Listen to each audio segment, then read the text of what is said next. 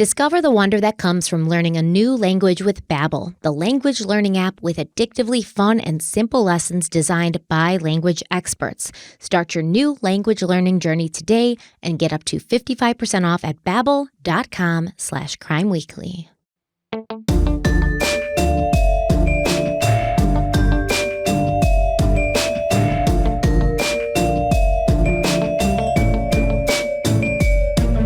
Hello, everybody. Welcome back to Crime Weekly. I'm Stephanie Harlow.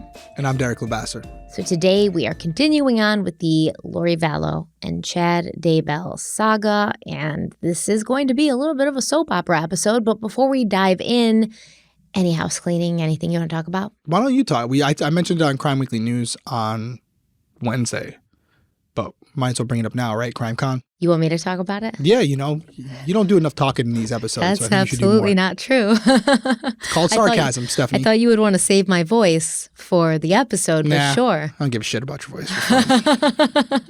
So we are going to be at CrimeCon. Crime Weekly is going to be at CrimeCon this September in Orlando. Tickets are on sale now. And if you use code CrimeWeekly, all one word, you'll get 15% off. Am I right? 10%. Close, though.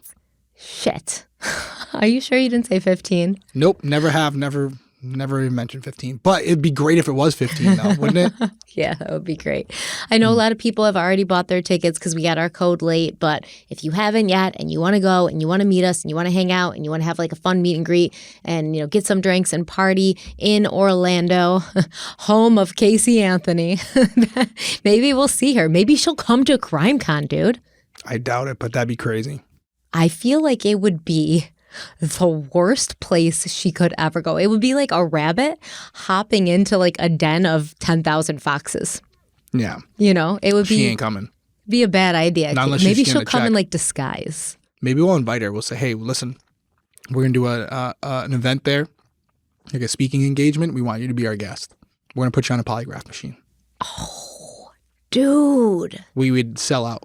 That's an idea right there. Yeah, never Because happened. we already wanted to do the polygraph thing. I'm going to reach out. You do that. I'm just going to see, because she loves attention. If there's one thing we know about Casey Anthony is that she loves attention and she can't stand to think that she's been forgotten. So I'm going to reach out. I mean, you miss 100% of the shots you don't take. Michael Jordan said it best. Right. That's right. Yeah. Yeah, no, it'll be fun. And I said on Crime Weekly News, if you, in previous years, you use the code, then you get like an invite for our like special meetup. I don't think we're going to do that this year. We're going to have a meetup. We're going to all hang out. For the people that are coming there specifically to see us, we're going to hang out. We're going to see you guys. We're going to be out at night, and it'll be at a restaurant or a bar, but you don't necessarily need to have purchased a ticket with our code. Obviously, we would love it, but it gives us a better indicator of how many people are coming specifically for us as well. But if you've already purchased a ticket, I know some of you have already emailed me like, hey, what do? I want to see you. Don't sweat it. Don't worry about it. We'll put something out either in the last episode before we go to CrimeCon or on social media where we'll say, hey, we're going to be at this place at this time. Stop by if you want. Nothing crazy. So you should follow us on Instagram. Right. Crime Weekly Pod. How can they? Crime Weekly Pod. That's right. Right there. Crime Weekly Pod. You can follow us there, but I'm sure we'll put it on our socials as well, and it's not going to be difficult to find us. Put it that way. And we're at Podcast Row. If you haven't been to CrimeCon before, it's a great event, but we're on Podcast Row. I think last year we did like a meet and greet at like where people could come like through a line and meet us for something. And then we also did like a VIP meet and greet, but those are for like a different ticket that we don't have any say in. It's just you buy a certain ticket level and you get like a private meet and greet with us, but that's through CrimeCon. So if you want to do that, great, but you don't have to. You're going to meet us regardless. So we're going to be around, walking around, having a good time. Exactly. You'll see us. Save the money, grab a good dinner and some drinks. You can't miss Derek, man. He's tall and loud. Tall, dark, and handsome, I was going to say, but, tall and loud works too, I guess. And then you'll have Stephanie. She'll be short, quiet, and probably rubbing one of the, cloth, walls or something, like something that has like a texture to it. She'll just be in the corner, and then if you go up to her and you're like, hey, Stephanie, she'll just turn around like a scared child, like she did something wrong, like, hey, what did I do? Because that's, she'll probably be high on something. I'll be under the table again. which is, again, an actual fact. You were under the table during the meeting. So, yeah. I have social anxiety, man. People meet me and they think I'm like outgoing because I'm sitting in front of a camera and like, oh, she's outgoing. Yeah, after a couple of drinks. But in reality, I have huge social anxiety. And I get burned out very quickly and overstimulated very quickly. So I'm going to do my best. I think I've maintained, except for what was it? Were we in Vegas? For that meet and greet? Yeah, you were a mess. I was a mess. I was like, oh, yeah, Stephanie's right behind me. Like, no, she's not. And then I like see your feet from underneath the table. No, remember when we went to the meet and greet, though, at like the bar? I was like, because people kept buying me dirty martinis, and I think like I hadn't eaten all day. Oh, the separate one. Yeah, I think 3 dirty martinis in, I didn't even know where I was. Yeah. But we had fun. The sagas that we go through. Yeah. No, anyways, we'll see you there for that. That's all we have. So check it out. Hopefully you come. It's going to be a few months, but I wouldn't wait too long because those tickets do go, especially like the general admission tickets. I think they probably sell out every year, right? Mm-hmm. Oh, absolutely. Yeah. So hopefully we see you there. All right, let's dive in. We're going to pick up where we left off. It was the last weekend of October 2018, and Lori Vallow, along with her new best friend, Melanie Gibb, were driving to St. George, Utah for a Preparing a People conference. Kind of like a crime con, but not as cool. But better, yeah. Yeah. So this conference promised 15 illustrious speakers, including Chad Daybell. And on Friday, the first day of the conference, after Chad had left the stage, he came face-to-face with Lori for the first time. According to Melanie Gibb, after Chad spoke on Friday, October 26th, he walked off the stage and he started meeting, fans and signing books. And Lori walked right up to him and introduced herself. She told Chad that she had read all of his books, and he told her that through his spiritual gifts, it had been revealed to him that Lori was a translated being, and she and Chad had been married 7 times in their past lives. Can you imagine you meet somebody for the first time and you're like, hey, I'm Lori, I read all your books, and he's like, hey, Lori, God's already told me we've been married 7 times in our past lives. How many times do you think he's used that line? I think he's used that line quite a bit because remember Julie Rowe, she's one of his authors. He has a way with women. Yeah, she said, she claimed afterwards, because when the kids first went missing, Julie Rowe came out in defense of Chad, and she was in defense of Chad for quite a bit. But then later, once she saw the tide turning and she realized, like, oh, shit, it doesn't look good for our boy Chad. She's like, I always knew. Yeah, she was like, I knew there was something wrong with him. And she said, like, oh, he told her the same thing, that they'd been married in a past life, et cetera, et cetera. So, Pretty maybe. Good line, I guess. Yeah, maybe, I guess it is. If you're a cult leader, that is probably the line to use. Mm-hmm. Now, a translated being, from what I can tell, in the Mormon religion, a translated being means that it's like as if Jesus has already returned to earth. And so Lori's body had already been resurrected and made perfect. So Jesus has not returned to earth, but Lori is already spiritually where she would be if he had. And basically, she's ready to walk by his side. She doesn't need to go through all this work to be made perfect. She's already perfect. So I guess that's a good pickup line too, right? Telling a woman that you meet for the first time, you're literally a perfect being. And Chad telling Lori that she was a translated being meant she was a heavenly being. She didn't have to go through the process of becoming ready to stand at God's side. She was already perfect, and she really loved that. So for the rest of the conference, Lori and Chad were inseparable. Some might say it's love at first sight. Some might say it's 2 broken and mentally ill people who sort of began sharing a delusion, an insanity. And Melanie Gibb said that Lori and Chad openly and excitedly spoke about things that were not learned in church and would normally be discussed in private. To get an indication of what those things were that they talked about, let's look at a story that Chad would write the following July, where he recalled meeting Lori for the first time. Now, in this story, he refers to himself as James, and he calls Lori Elena. Now, these are the same names that the secret couple would use for each other in future texts, and apparently in a past life, Chad was James and Lori was Elena, and they were married. And they had 7 kids. So this is why they continue using these names for each other. Your face. I just, to break the fourth wall here for a second, I always want to be engaged on these things. And sometimes you guys accuse me of kind of disconnecting and Derek looks over it, you'll say, or whatever. But you guys know me pretty well by now. We've been doing this. I was wrong. We've been doing this for over 2 years, almost 2 years now. Yeah. A little over 2 years. And I'm a more pragmatic person. Like I'm just the way I'm built. You're like practical. I'm practical. Yeah. Right. And it's like simple guy. This stuff is hard for me to look at you guys at the camera and be like, wow, fascinating stuff.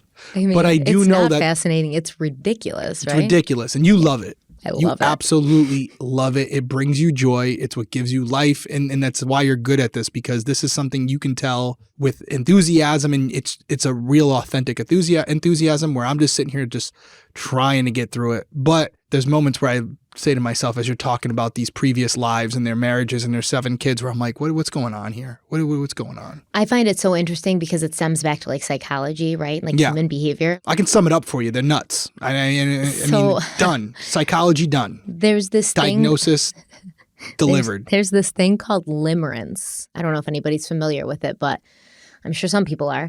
And it's basically like you become infatuated with somebody. And it's not just a crush, but it's like an infatuation. They are all you can think about. People go into limerence and they will literally destroy their lives to be with this other person. This is a real thing that people suffer from every day. If you go on YouTube and like look it up, people are telling their stories.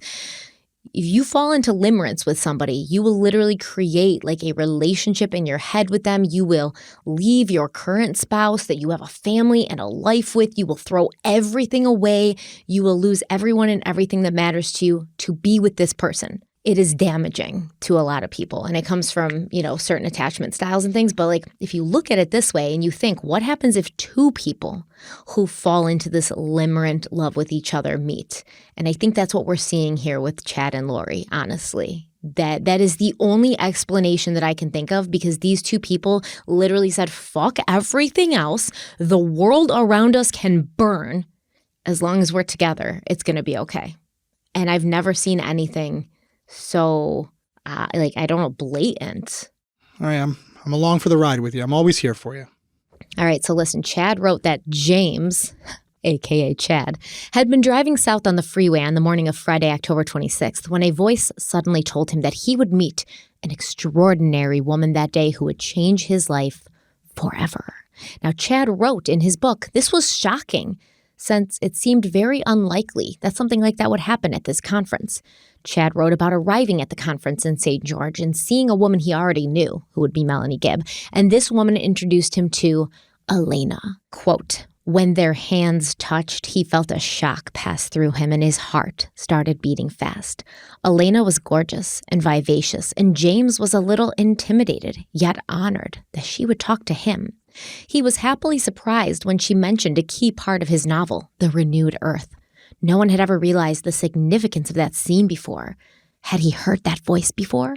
Had he seen that smile before? He felt they had even talked like this before, but who could be certain when?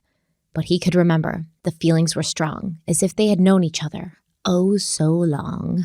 End quote.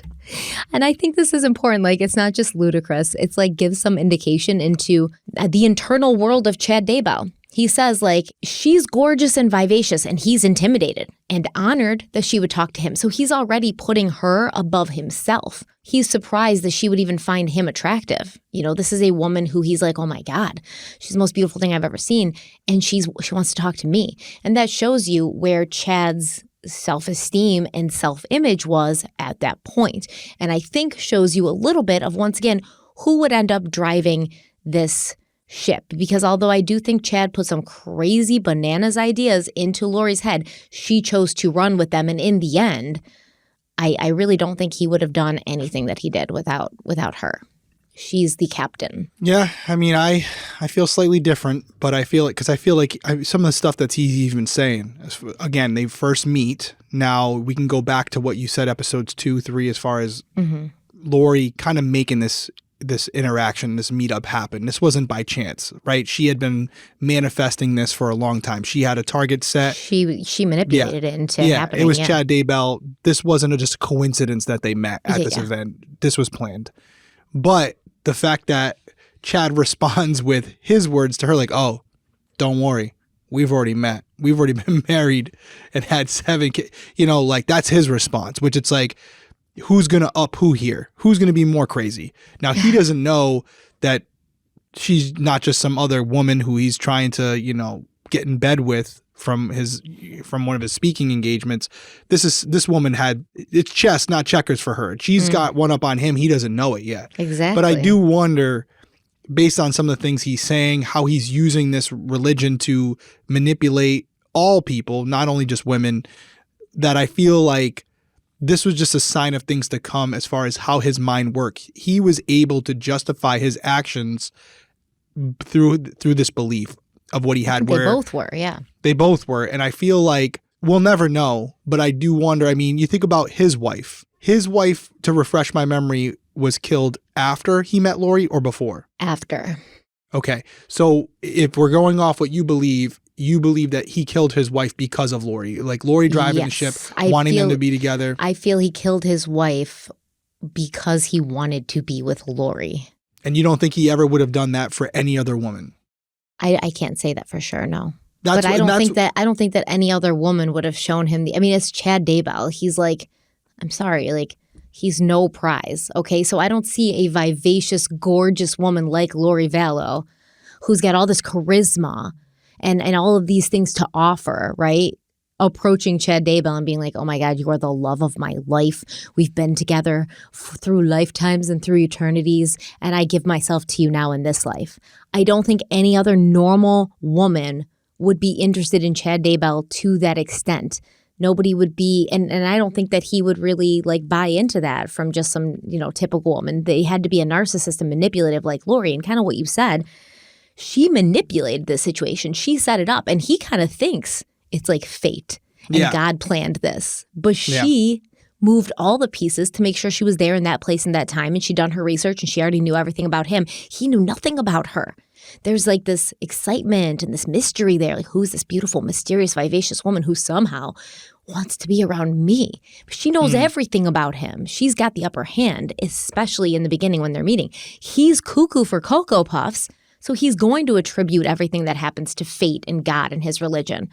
But she's a little bit more like, practical like you, and she knows what's up, Yeah, I don't know. I feel like this guy was off his rocker, and he was looking for his, he was looking for his partner in crime, and she was looking for her partner in crime. She was looking for her partner in crime as well. But I do wonder, and again, we'll never know, was the things that Chad eventually did or was involved in a result of his relationship with Lori, or would he have done it if it had been anybody else? Yeah, were they going to happen regardless? Yeah. Oh, we'll never know. It doesn't make it any better, by the way. But it's just something Absolutely not, but it is an interesting question. Yeah. Yeah. So Chad wrote that James, didn't get to talk to Elena much that day, but he could not get her out of his head. And when he spoke at the conference the next day, he knew exactly where she was sitting, and he knew that she was watching him attentively. She couldn't take her eyes off of him. Elena was so beautiful that James could not concentrate. And after he left the stage, Elena spent the rest of the day with him, helping him sell his books. Chad wrote, quote, he could only giggle when people asked if she was his wife. In fact, she was. She just didn't know it yet. Her eyes had mesmerized him since they had met. Once the book sales slowed down, she stood near him behind the table. They looked deeply into each other's eyes for the first time, and he knew he was in the presence of a goddess. He resisted the impulse to kiss her, but his entire body was on fire. End quote. It's going to be funny, but later we're going to talk about how Chad and Lori referred to his penis as the storm. You love this stuff way too much. It's a stranger than fiction thing. Like, people really behave like this. Okay. So Chad wrote that James and Elena were deeply in love from that moment, and he had visions that they'd been together in past lifetimes and that they were eternal companions. Quote, he had glimpses of them walking dusty paths together, and he realized they had been married during the life of Jesus Christ, and they'd been very close to him. At this time, their spirits could not be restrained any longer, and a long-awaited makeout session took place in that lobby. This was the manifest in the mortal world to James and Elena through scientific phenomenon known as the loin fire. The erotic tension continued throughout the afternoon. James could only think of her. This desire for her was indescribable. Thankfully, she had worn 16 layers of clothing to survive the 80-degree weather, so he was not fully aware that she really had the body of a goddess. Her dimensions were exactly what he always fantasized about. But that revelation would have to wait a month. End quote. So basically, we got to see, as he keeps talking, this is less about God and more about you're horny, dude, right? Yeah, that's what I was going to say. Yeah, I mean, this has nothing to do with religion. Again, he's using the religion as the excuse. Yes, which is what I feel might be the case for other things with his ex-wife, with the children. I feel like he has an impulse as a shitty human being, and then he reverse engineers how this is warranted or justified through his religion. This is the first day they met, by the way. Again, to remind people, this is the first day we met. The first weekend, at least, yeah. Pretty crazy, yeah. I mean, or if you're Chad and Lori, you might be like, this is love at first sight. This is fated. This was meant to be kismet. Whatever. I feel like during one episode of Crime Weekly, you were like, oh, don't you believe in love at first sight? And I was like, absolutely not. And you were like, oh, come on, like it happens. Like, why are we? Like, but it's like you just said, this isn't love at first sight. This is just a purely a sexual chemistry. They want to bang. But there's never love at first sight. It's always just sexual chemistry. Well, I think sexual chemistry can be love at first sight, right? No, it's like a physical attraction at first. It's like, but it's like your dream person. No, it's like physical chemistry at first sight. Love is something that takes time, and these people are crazy. Whatever. Like, these people are crazy. No, they are. They're nuts. Okay, so Chad and Lori exchanged numbers on the last day of the conference, and then they returned to their respective spouses and homes. Lori went back to Arizona. Chad went to Idaho. But they were not going to be out of contact for long because they texted all that night, and from that point on, they continued to text nonstop, getting to know each other, discussing their experiences, expressing their love and desire for each other, and talking about how people in their lives, who they called telestial relatives, were dark souls or zombies possessed by evil spirits who needed to be removed from the picture as part of the shared mission of Chad and Lori, eternal lovers and warriors for Jesus Christ himself. Let's take a break. Let's take a break on that note. I know that if you have a cat, it probably feels like you scrub, dust, wash, shampoo, disinfect, and vacuum your entire house, but no matter how much cleaning you do, you still smell your cat's litter box.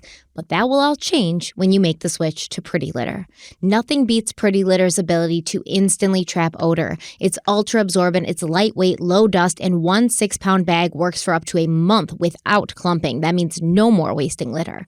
And this really gives me peace of mind. I think it's the most important thing about Pretty Litter is the fact that Pretty Litter's crystals change color to indicate early signs of potential illnesses in your cat, like urinary tract infections, kidney issues, and more. Your cat's part of your family, and you want to keep them healthy just like you keep your family healthy. And if that wasn't good enough, Pretty Litter ships free right to your front door. You'll never run out. You won't have huge bags of kitty litter taking up space. And even better, you won't have to lug those huge tubs from a store to your car and then into your house.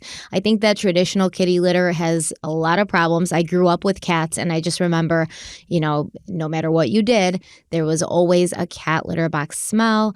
And there was always like cat litter all over the place because those cats go in there and they kick it all over the place. And those crystals didn't change color to let you know if something was going on with your cat. So Pretty Litter is honestly awesome because all of those things are fixed and you have the additional health benefit.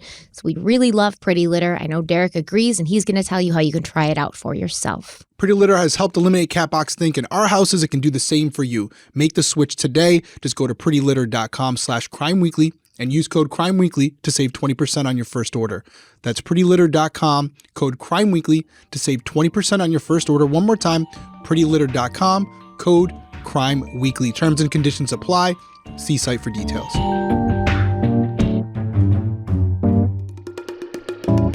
All right, we're back. So before Lori and Chad reluctantly parted ways in St. George, Lori had asked Chad to determine who in her life was a dark spirit. And so when Chad got back home to Rexburg, he used his owl necklace to create a report on Lori's family members, a report that would tell Lori who in her family, living and dead, had a dark spirit and who had a light spirit.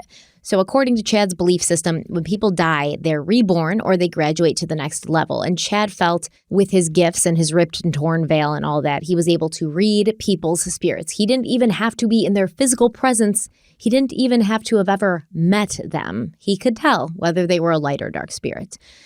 And so Chad sent Lori an email on October 30th, 2018. Now remember, the conference is on the 26th. That's the Friday. The 27th was Saturday. The 28th was Sunday. The conference is over. They go back. By October 30th, dude's got an email sending out to Lori about, dark and light spirits. So he's obviously thinking about her. And in this email, he claimed that most LDS members are a level 2. Most bishops and wards were a level 3, and Chad said that level 2s and level 3s were the most fluid, and they could change sides from light to dark or dark to light during their earth life. So if you were a dark spirit, it was because you made a pact or a covenant with the devil, and if you were a light spirit, it's because you made a pact or a covenant with, God or Jesus or whatever.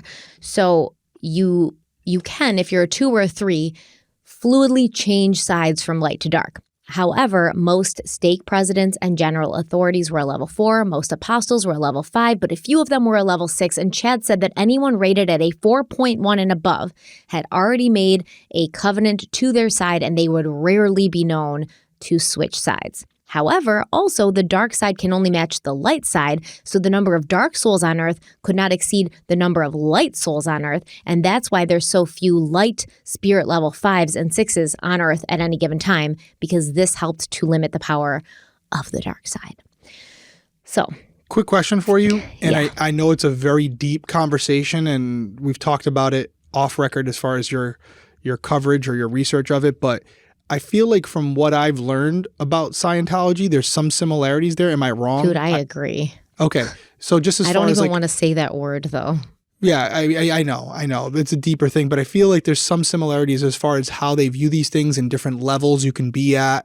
So anyways, that was it. We don't have to go off the track. Level, yeah. We don't have to go off the track, but and I the feel whole like sci-fi kind of realm of different planets. Yeah, I completely agree. I do see similarities. And again, surface level. I'm sure once you go under that, there's a lot of differences, but I just feel like at the surface. Maybe not. Yeah. Okay. Honestly. All right.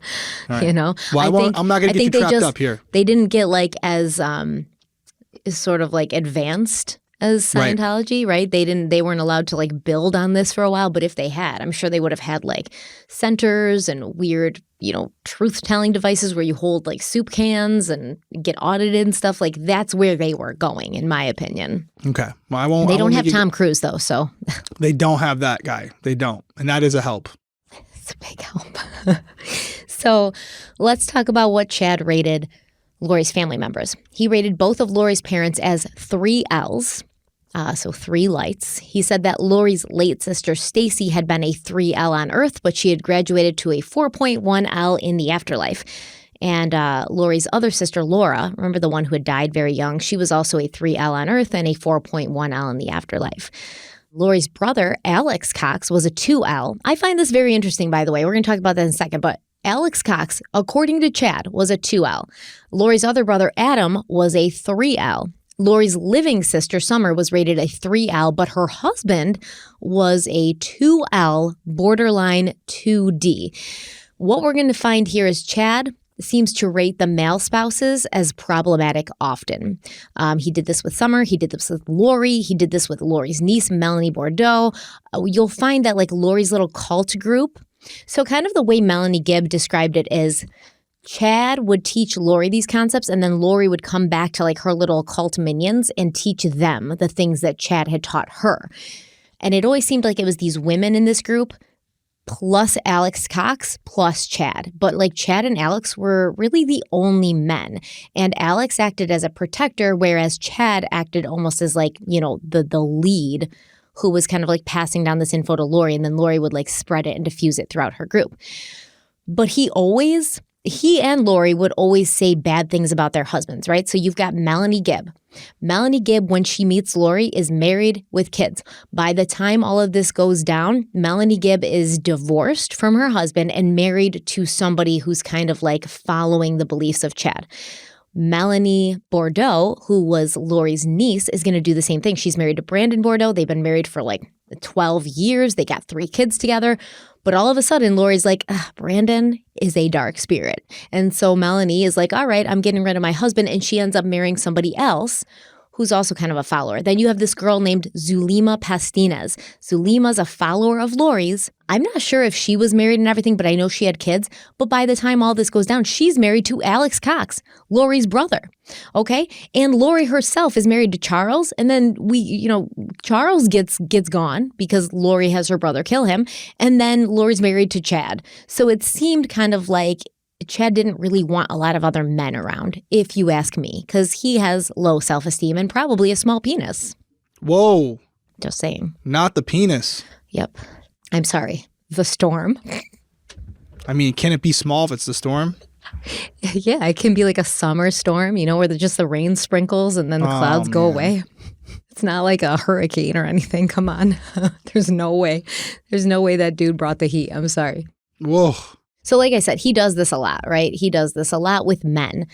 It looked like he was threatened to have men around, which once again is a huge hallmark of cults. And also, I will say, a huge hallmark of Mormon communities that are on the fringes of society, right? So like these communities that are still functioning with like polygamy and things like that, what do we see? What do? They chase the young men out. And then the old men who are there and who are like elders in the church, they have their pick of all the women that they want because they chased all the other young men out. This is what happens. So it's actually pretty interesting, I think. I find it very interesting. The whole dynamic of all of this stuff is interesting. And I'm sure a lot of our listeners or viewers are feeling the same way. It does give some more context to these people and how when you ask yourself, like, how could someone do this to children? Never mind just children, but their own children or her own children. Mm-hmm. And when you start to hear about some of the other things that these aren't the things that are publicized everywhere. This isn't the headline stuff. This is the little nuances, the little things behind closed doors, behind the scenes that unless you're doing it here, you're not going to hear about. But when you hear all these things, you're like, oh, they were batshit crazy. Okay, now I'm getting it. They weren't just some normal people who all of a sudden out of nowhere just flipped a switch. No, this was happening from day one since they met. I mean, even before they met. Even before they met, I would say, right. Yeah. So Lori herself, by Chad, was rated a 4.3L. Of course she was. Her first husband was rated a 2L, but her second and third husband were both rated as dark spirits, with William LaJolia being a 2D, 2 dark, and Joe Ryan being a 4.3 dark. Damn. Strangely enough, though, and I will not understand this, Chad rated Lori's current husband, Charles Vallow, as a 3L. And he could have rated him as a dark spirit, but maybe he thought that would be too obvious if he did that. So he was trying to be like pragmatic. I don't understand that. I never will get that. But Charles Vallow's first wife was rated a 2D, and one of his sons, Cole, was also rated a 2D, and the other two boys were rated as light spirits. Lori's niece, Melanie, was rated a 3L, but her husband, Brandon, was rated a 3D, and Melanie's 4 kids were all rated as light spirits. Now on to JJ and Tylee. What light or dark rating did Chad give them? Now this is, by the way, because of our previous conversation, I was hoping you're giving all the family members, and I'm like, I wonder if he rated the kids. So I'm interested to hear this one.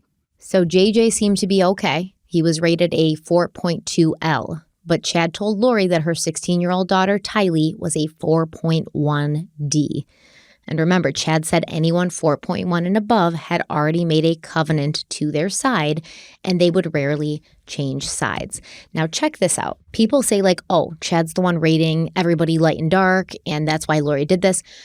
But he rated Charles Vallow as a light spirit, and he rated JJ as a very high light spirit, 4.2L, which means he already made a covenant with the light side, and he's not going to make a covenant with the dark side. It's very rare to switch sides. Yet, Lori wanted JJ dead anyways. Why? Well, as I think we'll find as we go through this episode, Lori continually tells people that JJ has become an obstacle to her living her life and being with Chad. JJ has become too much to handle. So you could say like, oh, Lori was manipulated by Chad, but Chad rated JJ a very high light spirit, and yet she still ended up killing him. So is it Chad or is it Lori who just used Chad's beliefs to justify what she was doing? And then because Tylee would be killed first, right? Tylee would be killed first, and then JJ would follow not long after.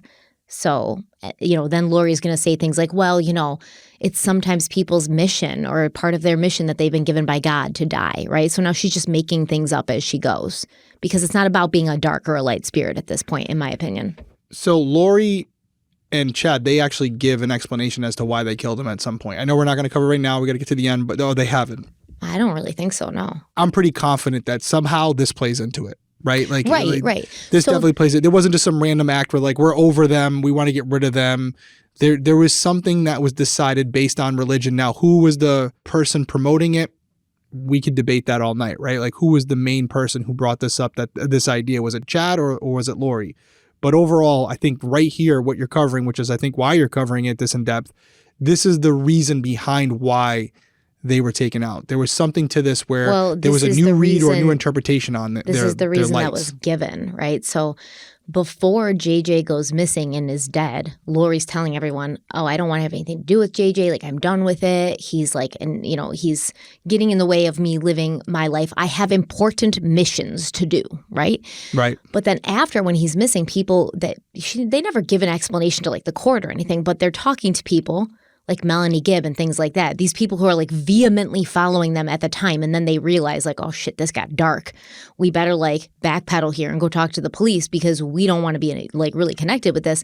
So people like Melanie Gibb, Lori would tell oh, JJ's missing because he's a zombie. I figured out he's a zombie, which means he's inhabited by a dark spirit, even though Chad's rating JJ as a very high light spirit. So it's all about what Lori's interpretation of everything is. Mm-hmm. Yeah, and this definitely seems like the core of the issue here and how they got around to justifying why they did what they did, which is obviously nonsense, but it's interesting. And so in November of 2018, so a month after they first meet, Chad traveled to Phoenix, Arizona for another conference, and while Charles Vallow was out of town, Lori opened up their home to Chad so that he had a place to stay while he was in Arizona. And it was at that point that Chad and Lori consummated their eternal love on this earthly plane. And Chad saw just what Lori had going under those 17 layers of clothing. During the conference in Phoenix, which was attended by Chad, Lori, and Melanie Gibb, and a woman named Zulema Pastinas. Now, we have to talk about Zulema for a moment. I already touched on her. She's going to become important in this story. Zulema met Lori in 2018 at the home of Melanie Gibb, and Zulema said she was impressed by Lori, who took some time that day to testify about how she was visited by angels who gave her instructions, and, Lori said she'd been a personal witness of Jesus Christ. Zulema thought that Lori was convincing, vivacious, and in very high spiritual standing. And basically, Zulema was completely bought in. And she went with Lori and Melanie to the Preparing a People conference in Phoenix and witnessed Lori and Chad's interactions in person, saying she often felt like a third wheel because the two were so obviously vibing. She said, quote, at first it was just regular talking, and then it was obvious that Lori was very flirtatious toward him, very giggly, and putting the moves on him, end quote. But soon Zulema would become pulled in by Chad as well, who would spend a lot of time giving her attention, talking to her about her past lives, and even telling her that in one past life, Zulema had been Lori's daughter, a daughter who had died at the age of 14 after being raped. Chad's just making this shit up as he goes along, right? I think you can agree with me. He's not getting visions about people's past lives. He's just making stuff up. Are we on the same page here? I do think so, but I feel like with a lot of these quote unquote cult leaders, I do think they're in some cases they're just complete con artists, but I also think there's some that have some type of mental illness where the mental illness that they have, they're misinterpreting as signs from some other world or some other universe. I'm not saying that's the case with Chad or it isn't, but I do think it might be more likely a combination of some type of underlying mental illness and then using those visions that you may or may not get in certain situations to justify other actions by saying, hey, I had a vision, or this was something I was told, for me to do. So I don't think he started off being a con artist. I think there was something that happened where he felt like he really was destined for something greater. And then I do think that at some point, especially with the other women, he would go to that, hey, listen, in a past life, we were together or whatever. I think that's complete bullshit. I think he didn't know Lori Vallow was going to walk up to him that day. He saw her, and based on her appearance, he dropped that line. There was no previous vision. Yes, right. But what I'm saying is, regardless of if he's making it up and he's a con artist, or he's actually like mentally ill and he's like thinking that these visions are coming from God. This narrative, this story of this 14-year-old girl being, dying after being raped, that's a creation. That's a brain bullshit creation of Chad. Yeah, I agree with that. Yeah. That's concerning. Yeah, I mean, this is all concerning. Yeah. You've been concerned since they said hello to each other. I know. But Zulema Pastinez and Melanie Gibb, they basically have said almost identical things about why they followed and believed in Chad and Lori. Chad and Lori told everyone that they were a part of the special 144,000 who would be spared and brought to live in cities of white tents when the rapture came. Zulema Pastinez said that Chad would give her multiple blessings, and he called her a goddess of the earth, which made her feel very good and very special. And, there's text between them where Zulema will text Chad and be like, oh, Chad, I'm being spiritually attacked right now. And Chad's like, hold on, Zulema. I'm sending a sealing blessing to your house and I'm going to protect you. Oh, wait, they're coming in hard. The spirits are attacking so hard. Hold on. I have to devote all my energy to this for a moment. Okay, Zulema. And he's texting her. Okay, Zulema, you should be all set. I put the spiritual blessing of protection around your home, and these pesky spirits should not be attacking you anymore. So they're going to him for this random stuff, just, even when they're not in person. They're all sort of going to him still. He still has a hold on them, even when they're not all in person. He's in a completely different state. Chad and Lori made these people feel special, they were, which I get it, right? The rapture's coming. The end of the world is coming. How many people are on the earth? I don't know. Do you know? Millions and millions, right? Is it it's 300 million in the United States. I don't know. Lots of people on Earth. Only 144,000 of those people are going to make it through this apocalypse. Yeah, it's not a lot. And that's only because they are special and chosen by God. And you are one of them. You are one of the special ones chosen by God. How does that make you feel? So pretty good. Good. Yeah. Right. Like I had mentioned earlier, Zulema Pastinez would end up becoming Alex's wife in November of 2019, a month before he died. Let's take a quick break. We'll be right back.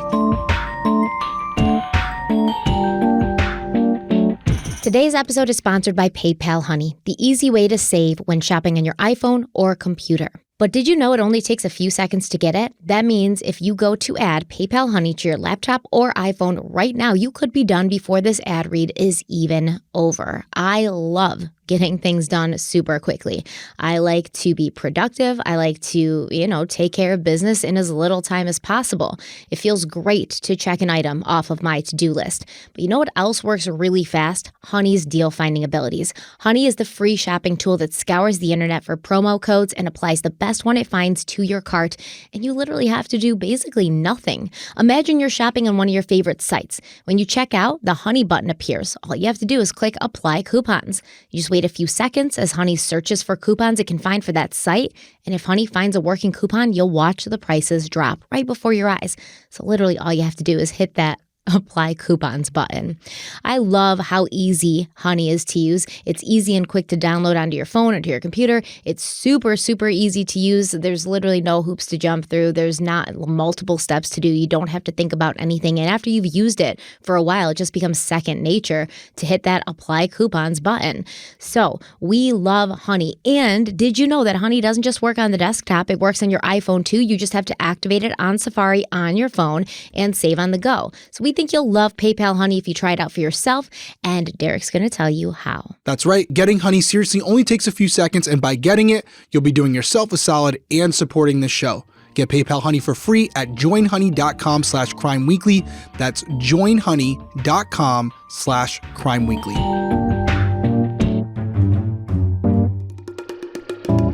All right, so that weekend of the conference in Phoenix, Chad and Lori had sex for the first time at Lori's house while her husband's away, and they hosted other people from the conference at Lori's house so they could all gather and watch Chad swing his owl necklace and tell everyone who they'd been in their past lives. Chad said that he had already lived 31 previous lives, or probations, as he called them. In one of those lives, he'd been James, and he'd been married to Lori, who was named Elena, and they'd had 7 children together, 4 sons and 3 daughters. One of these daughters had been Lori's niece, Melanie. One of the sons had been JJ Vallow. So once again, He continues to put JJ in high standing, in a good light. Okay, this is not Chad who's making JJ look bad. I see where you're going with this. There's a point where you're saying if he was the one driving it, yeah, and this was what had pushed her over the edge and made her think her children were evil and needed to be like dealt with. He was not rating JJ as like an evil spirit or a dark spirit or anything. But I just wonder, like, if I don't know, could he have changed his mind and we didn't know about that? Is that possible? I think that Lori changed her mind about JJ and like Chad was just going to do whatever Lori wanted to do. And at that point he was like, hell, I already rated one of her kids dark spirits and now she wants to kill that kid. So, and she's right. JJ is kind of a hindrance to like our relationship. So I'm going to do whatever Lori wants to do. Yeah. On that Sunday, Lori and Chad strolled through a park hand in hand, and Chad told her more about her past lives. Lori had been Elena, daughter of Jesus' half-brother, Judas. She'd married James the Just. In another life, Lori had been the wife of the prophet Moroni. In another, she'd been the daughter of Methuselah. But she'd always been special. She'd always been meant for something more. And Chad told her that they'd both been chosen by God to not be part of the 144,000, but to lead them. To lead them. They had been specifically chosen by God to usher in the end times and the second coming of Jesus Christ and to basically rid the world of these dark spirits before it happened, which I don't understand why. If the rapture is going to come and take everyone out anyways, why do you have to do that? But, I mean, logic, details. Who cares about that stuff? Yes. Minor stuff. And I will say, I think like Zulema and like Melanie, this made Lori feel special and powerful. She'd previously thought she was just one of the 144,000, but now she knew that she and Chad were destined to lead the 144,000 together, like as their, prophets. This is a very special place to be in. And you got all these people being like, oh yeah, Lori's spiritually elevated. Oh yeah, we got to go to Lori to tell us what to do. We got to go to Lori and Chad. They're going to tell us what to do. You have these people who are literally like just following, hanging on their every word. That's going to make somebody who's always kind of been looking for, or who's always like enjoyed attention. So for instance, for Chad, I think it's like he always wanted attention and he never got it and he never got respect. And now he's getting it. So he enjoys that. And Lori's always needed attention. She's on Wheel of Fortune. She's got to be on stage at the Mrs. USA pageant. She has to be always the center of attention. She's walking around in a bikini in the house for no damn reason other than she can. And she looks good. And that's fine. But someone like that, someone like Lori, who is a narcissist and who is like full of herself and who's always looking in the mirror, like her sister-in-law said, she needs all eyes on her. Chad really wanted respect and he wanted people to like look up to him and follow him, but Lori needed everyone to be watching her and following her too. He wanted it, she needed it, if that makes sense. Makes total sense. I'm with you. And I'm starting to see your side of it as far as, especially with the previous history we have and what we're knowing about Lori and how this story is changing. Yeah, maybe you're right. Maybe it was Lori driving the ship. She's the stronger personality of the two. I agree with that. I just feel like Chad was stronger in his religious beliefs. Mm-hmm. And I think Lori really didn't give a shit about it as much as it was about him. She wanted him. I think she bought into it very deeply simply because it allowed her to do whatever she wanted. So there's a point where like, and even Melanie Gibbs said, sometimes Chad would say things and Lori would be like, oh, I don't know. And I think, she told Melanie, if Chad is the devil, he's a really good one, meaning like if he's leading me astray, I don't give a shit because I'm having fun, right? She don't care. She don't care. Do you think she initially came in? Okay. Do you think when she initially saw Chad and wanted to be part of Chad's circle or be with Chad, it was like, oh, because of the religion, or more so she was enamored by him? I think because of the religion. How could you be enamored by him? Oh. Come on, man. He is so boring. Have you heard him speak? Oh my God. He's like such a dork, man. So you don't think she was ever attracted to him? It was what he represented and the power he had. The attention and the power he had within that spiritual community, the respect he got within that spiritual community. I think she wanted to be close to it. Yeah. Okay. She wanted to be close to it. I buy that, actually. And almost like take over his throne, kind of. Like, okay, you're already in a position of power. I'm going to get close to you. Kind of like, like Catherine the Great of Russia. She like married Peter, who was the leader of Russia. And then she was like, you suck at this. So I'm going to take Russia from you. And she did. I think you even see it in like entertainment world where you'll have people who will gravitate towards successful artists or creators in order to get their own light. Beyonce and Jay-Z. Kim Kardashian and Paris Hilton. Beyonce's way more talented than Jay-Z. Kim Kardashian and Paris Hilton. Very true. That was a real good example. Yes. Right? Good job. Yep. Well, Kim is a social climber, like the But I mean, original. dude, she legit was like her assistant. Yeah, like, well, she was like her stylist or something. Whatever it was. Her and then closet organizer. She just mastered that. She mastered it. But yeah. Yeah, pretty much. But I mean, what I think we have with Lori here is she wanted somebody who was her spiritual equal, right? She felt like Charles Vallow just couldn't keep up. So there is an aspect of the religious zealousness in it. But then I think when she was in there, she was like, oh, you're going like kind of crazy and I like it, you know? Mm-hmm. It was this like, I think that there comes a point in a lot of these women's lives because they're all married. They all have kids. They all have like these normal day-to-day lives. And I know that even though everyone's like, oh, I love being a wife and I love being a mother, like you need more than that, okay? Like a lot of people need more than that. They need a purpose. They need something that drives them. So you almost get sick of like civility. You almost get sick of just like being good and doing the right thing every day. And you kind of long for this opportunity to just like go ham. And I think that this was Lori's like window. She's like, oh, wow, you're off your rocker and I'm really loving it. Like, let's do this shit, you know? Yeah. No, you ain't wrong. You got Lori pegged, that's for sure. I spent a lot of time with Lori in my head, unfortunately. Mm. So according to Melanie Gibb, that weekend in November that Chad came to Arizona for the conference, he and Lori were sealed together. And you know what that means, like in the LDS religion. Like they're together in this life and in the next life, they're together forever. And Melanie was like, this doesn't really make sense because Lori is still married to Charles Vallow and Chad's still married to Tammy Daybell. And sealings can only be performed by certain like church or temple officials, and people cannot be sealed to a second spouse if they're legally married to a living person already. Melanie said, quote, Lori said they felt they were sealed by those on the other side of the veil that had the authority to do that. She said it was okay they did this because they had been married so many times before that their current spouses would understand someday, end quote. And Lori and Chad always give this excuse to their followers because their followers are just kind of going along. But they're also like used to the, you know, typical Mormon beliefs and like what they're taught. And so sometimes they'll be like, this feels like weird. This doesn't feel right. And, you know, why don't you just get divorced? Like, why don't you, Chad, divorce Tammy and you, Lori, divorce Charles? And you guys can do whatever the hell you want because what you're doing right now is making us all kind of feel weird.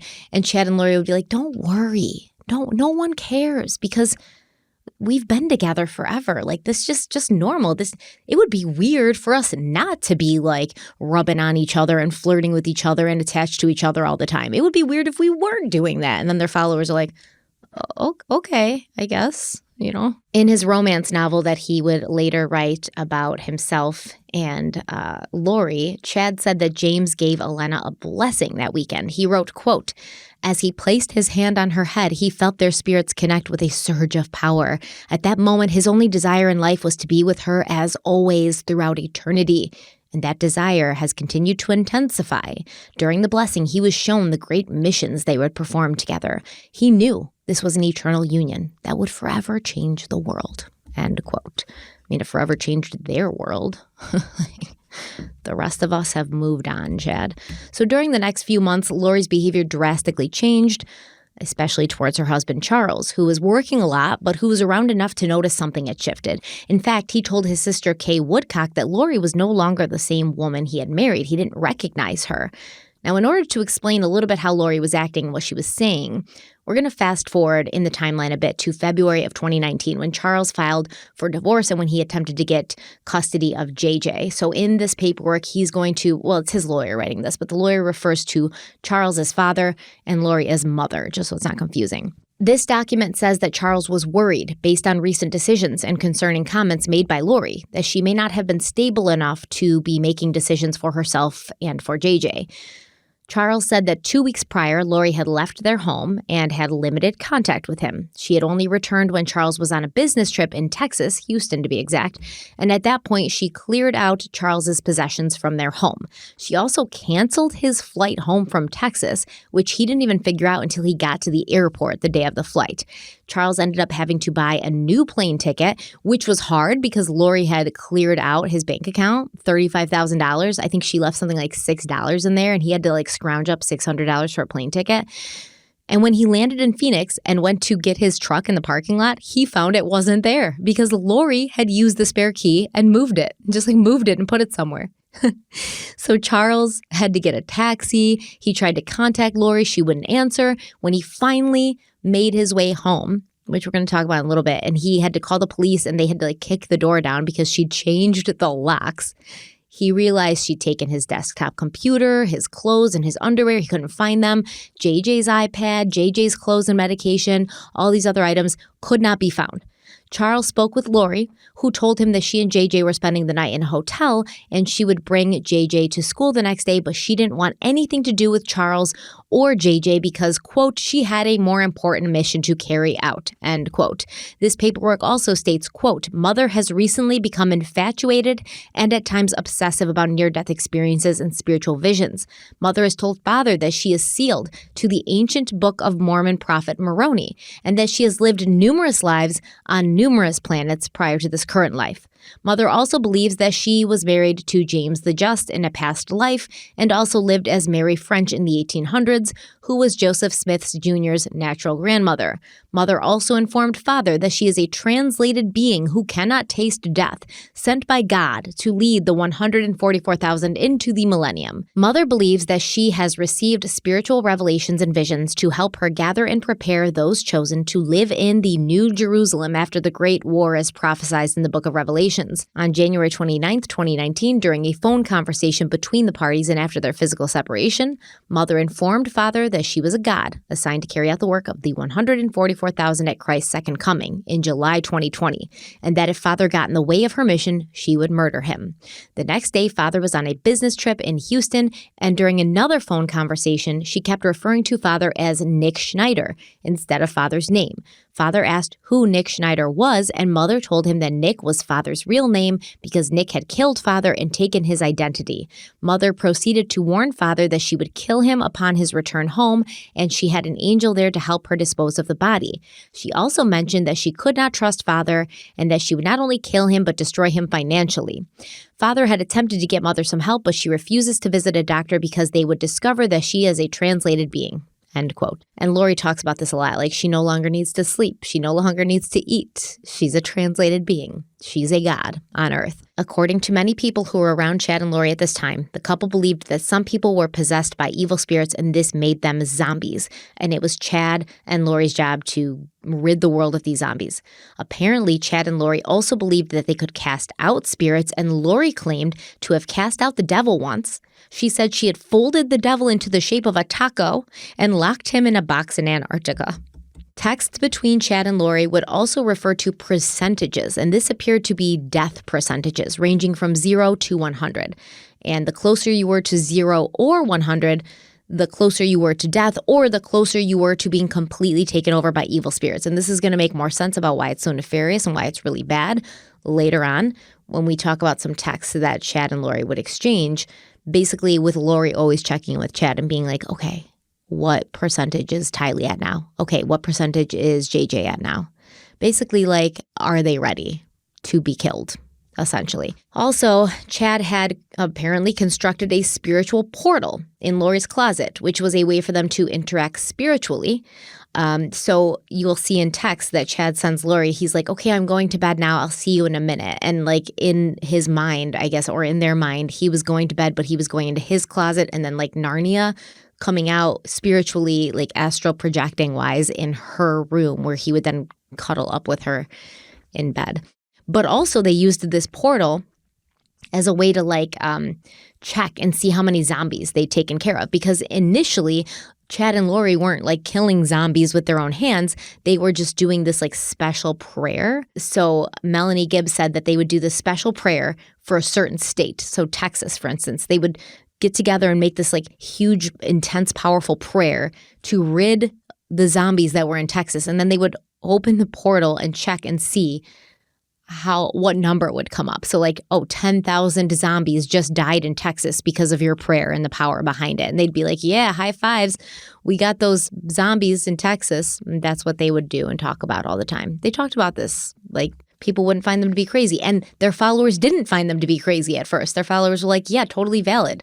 You're praying and the 10,000 people, aka zombies, are just dropping dead in Texas. And nobody's talking about this on the news. Okay. Well, I can see where this is going. It's crazy, but like you said, at this point, they're doing just a prayer and they're just doing it through the prayer. They're not physically doing it. And so obviously with everything, there's always got to be, with a lot of things, I shouldn't say everything, an escalation where you're not getting the same high from whatever you're doing. You're not getting that same gratification from whatever you're doing. So you got to up the ante. Yeah. Right. And that happens in a lot of things, not just what we're talking about here today. So a common human trait where when you do something enough, it loses its zest. It loses the feeling that you get from it. So you got to find a way to get that back. And it's usually heightening whatever you're doing, increasing the risk, the danger to it, or being physically involved with it as opposed to just mentally involved with it. They had to up the ante.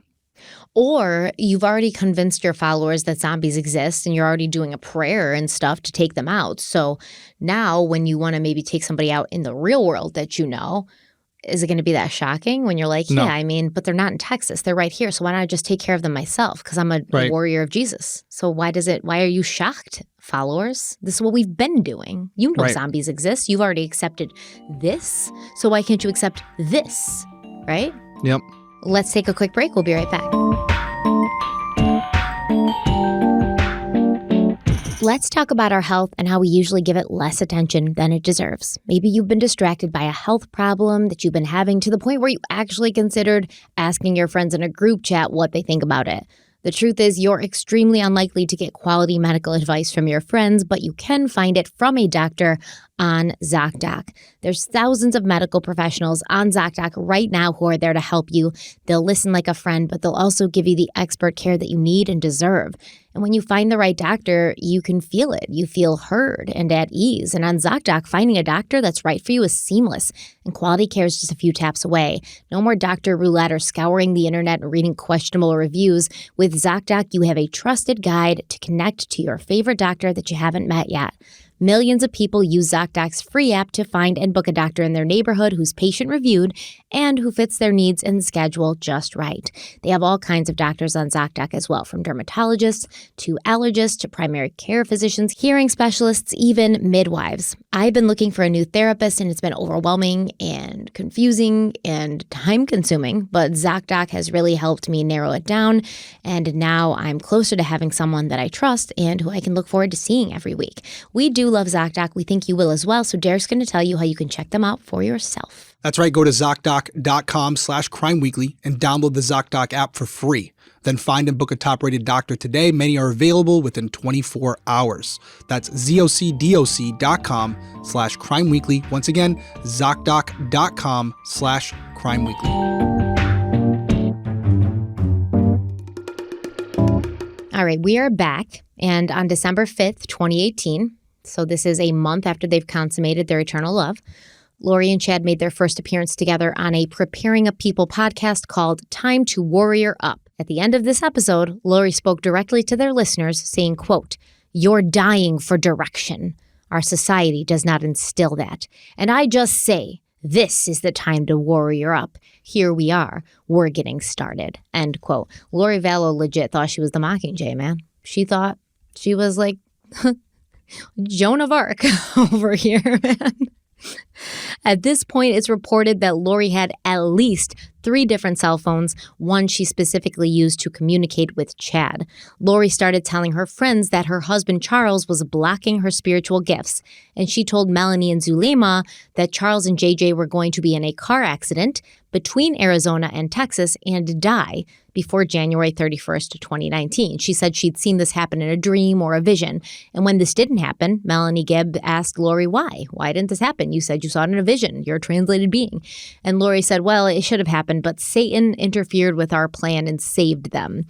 And Melanie Gibb claimed that Lori was very visibly and openly disappointed that Charles Vallow was still alive. But after this, Lori suddenly began telling her little group of followers, which included Melanie Gibbs, Zulema Pastines, and her niece Melanie Bordeaux, as well as others, that Charles had been infiltrated by a dark spirit. First, it was this Nick Schneider, and then it was somebody named Garrett. And over the next few months, Lori would claim that Charles was inhabited by 3 to 4 dark spirits that needed to be cast out.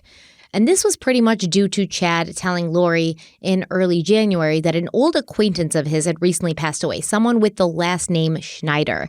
And Chad was like, listen, don't be alarmed, but this person is a dark spirit and now they're in limbo. And he somehow managed to take over Charles's body. So your husband's like possessed by a dark spirit. Like, don't be alarmed, just be aware. Zulema said that Lori was always talking about Charles being different. He was acting different. He was a completely different person. Zulema said that Lori claimed Charles even looked different. He was shorter. And Lori stated that the demon Garrett had been following Charles around for years, watching him and learning everything about him so that Garrett could successfully pose as Charles when he finally took his body over. At the end of December 2018, Lori's niece Melanie and her husband Brandon, along with their children, visited Lori and Charles for Christmas. And this was something that they often did. These two families spent a lot of time together. Charles and Brandon had become very close friends. The two families were always together. Lori had gotten Melanie back into religion. So Melanie's husband Brandon was like, oh, I always had to force Melanie to go to temple. She wasn't really that into it. But then suddenly Lori kind of came back into Melanie's life, and Melanie was going to temple with Lori all the time. And Melanie and Lori would attend things that Lori called firesides, where basically this group would gather at people's homes and discuss religious topics together. But these were not church-sanctioned events, and Charles and Brandon were never invited. So, like I said, they all usually got along and had a good time, but that holiday season, Brandon noticed that things were different. And he noticed that Charles and Lori's marriage was going downhill and fast. In January of 2019, so the next month, Charles texted Brandon and said that Lori was accusing him of being unfaithful. And Charles is becoming more and more just despondent. He doesn't know what's going on with Lori. She's accusing him of things he's not doing. He's like, no, I'm not cheating. I've always been faithful to you. What are you talking about? And in fact, by now, Charles had a little bit of a suspicion that Lori and Chad Daybell were closer than she let on, but he wasn't even doing anything about it because he was just blindly in love with her. Now that month also, Chad not only told Lori that her husband was inhabited by a demon, but he also sent her a list of the 7 missions that they were to accomplish together. 1, translating ancient records. 2, write a book together. 3, identify locations in Northeast Arizona for white camps, and those are the tent cities. 4, establish the presidency of the Church of the Firstborn. 5, organize food distributions as the tribulations start. 6, ordain individuals to translation as the camps begin. And provide supplies to righteous members of families. So let's go back for a second. I think it's funny that Chad wants to write a book with Lori, even though the end of the world is coming. What's the point in doing that, right? What's the point in doing that when the end is right around the corner? And according to Lori's brother, Adam, it was right around this time that Lori started sending him and his family tons of food for the end times. And Adam's wife said something like, I don't want this food. It was just tons of food and I don't want it because honestly, if everybody's going to be taken out and the world's going to be wiped out, I don't want to still be around. I don't want to be one of the 144,000. I have no interest in that. So they knew that Lori was obsessed with the end times. She was sending them food. She was trying to prepare people.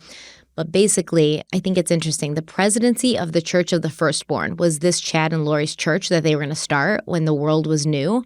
Kind of a cool name, but it's not going to happen. Neither did the apocalypse in July of 2020, like Chad said it would. So I want to go back just a little bit as far as what you were saying about Charles. Mm-hmm.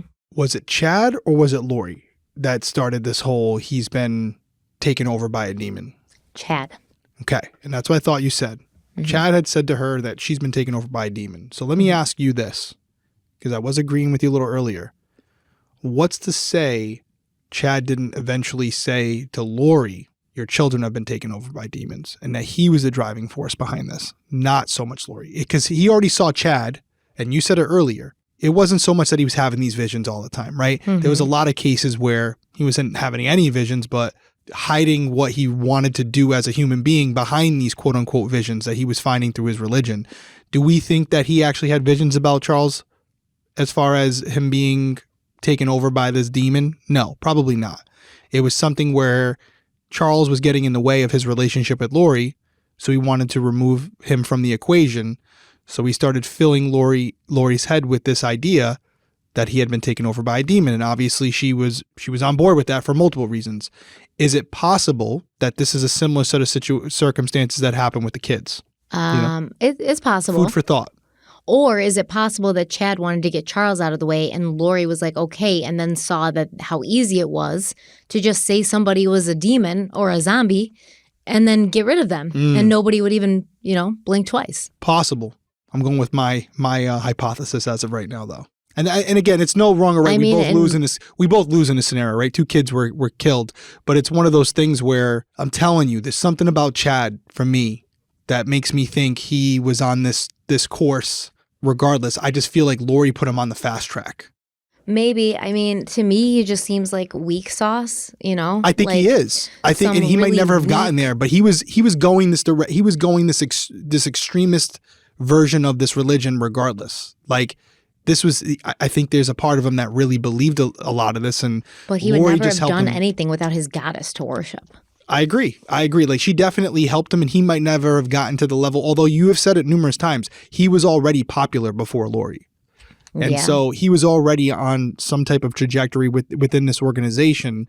And I find it interesting that when we're looking for evidence as to what happened or why it happened to the children, you have another party in Charles Vallow who is involved and just a hindrance, right? A hindrance in the eyes of Chad. And so all of a sudden, ironically, Chad has this vision that Charles has been taken over by a demon. How convenient. How convenient. And we've already just got done discussing how, Lori and Charles and Chad were eradicating these zombies with their minds. And here we go. Here's this escalation where now things that are occurring in Chad's personal life, he is finding ways to ingrain that into his religious practices so they can kill 2 birds with 1 stone. So you know how they say like the blind's leading the blind? Yeah. I feel like Chad is crazy but has no balls. He's just this weak, lumpy, like oatmeal man. And he may have been able to weasel his way into other women's hearts, but as soon as he started talking about this crazy shit, I feel like they would have been like, oh, hold on, Tiger. He had to meet someone who was as crazy as he was for this to work. And that person was Lori. And I don't think there's a lot of people like Lori walking around on Earth. I hope not. But you just said it. Chad came to this conclusion about him being taken over by a demon on his own. It wasn't like Lori said to him, unless we don't know the whole story, but Lori didn't go to him and go, Chad, you know what? I think Charles has been taken over by a demon. He goes, yeah, you know what? I think I have been having some visions of that. He came up with this on his own, apparently, from what we understand, right? So it was the end of January when Charles went away to Houston for a business trip. That's the business trip he's going to talk about in those custody paperworks and filings. And like I said, this is the incident he's describing. So on January 29th, 2019, as soon as Charles left, Lori transferred $35,000 from his business account into a new bank account that she had set up in her name.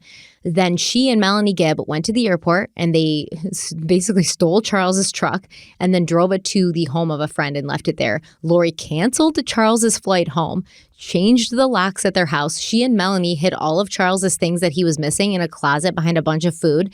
And then Lori checked into the Hyatt Hotel with JJ, Tylee, and JJ's service dog, a golden doodle named Bailey. Now, Charles actually called the police in Gilbert, Arizona while he was still in the airport in Houston, and he realized that Lori had canceled his flight. And then he realized that Lori had stolen all his money and he couldn't even make payroll for his company. And so the police in Gilbert actually sent Charles the paperwork that he needed to file an emergency health petition, which would make Lori undergo a mandatory psychiatric evaluation. Once Charles landed in Phoenix, he went to Community Bridges Healthcare in Mesa, Arizona, and he filed the emergency petition for Lori to be held for 72 hours. And then basically what happens at that point, I'm sure you know, is the police are notified. They have to pick Lori up. Right. They got to go and find her. But if she's not home, there's not really much that they can do. So Charles actually met the police at the house, but Lori wasn't there. So he and the police kicked the door down. And here's a video of Charles begging the police for help. Has she made any statements about wanting to hurt the children or anything? Today she said with Gabe on the phone, come take the kids. I don't care what happens to them. I can't get in touch with my kids. How old are your kids? 6.5 and 16. In late January 2019, Charles Vallow returned from a work trip in Houston to find his truck missing from the airport parking lot and $35,000 taken from his bank account. Worse yet, he said he couldn't get in touch with JJ and Tylee. How does she pose a threat to your children? I don't know what she's going to do with them. I don't know if she's going to flee with them. She's going to hurt them. Gilbert police showed up to their house after Charles filed a petition to get Lori involuntarily committed for a mental health evaluation. She's lost her mind. I don't know how else to say it. We're LDS.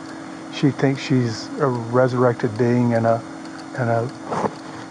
God and member of the 144,000. Jesus is coming next year. She said, you're not Charles. I don't know who you are, what you did with Charles, but I can murder you now with my powers. Charles explained to the officers that Lori had changed over the last couple of months, and she had people in Utah telling her how many lives she's had. You're a dark spirit, is what she's going to tell you. Okay. I'm a dark spirit.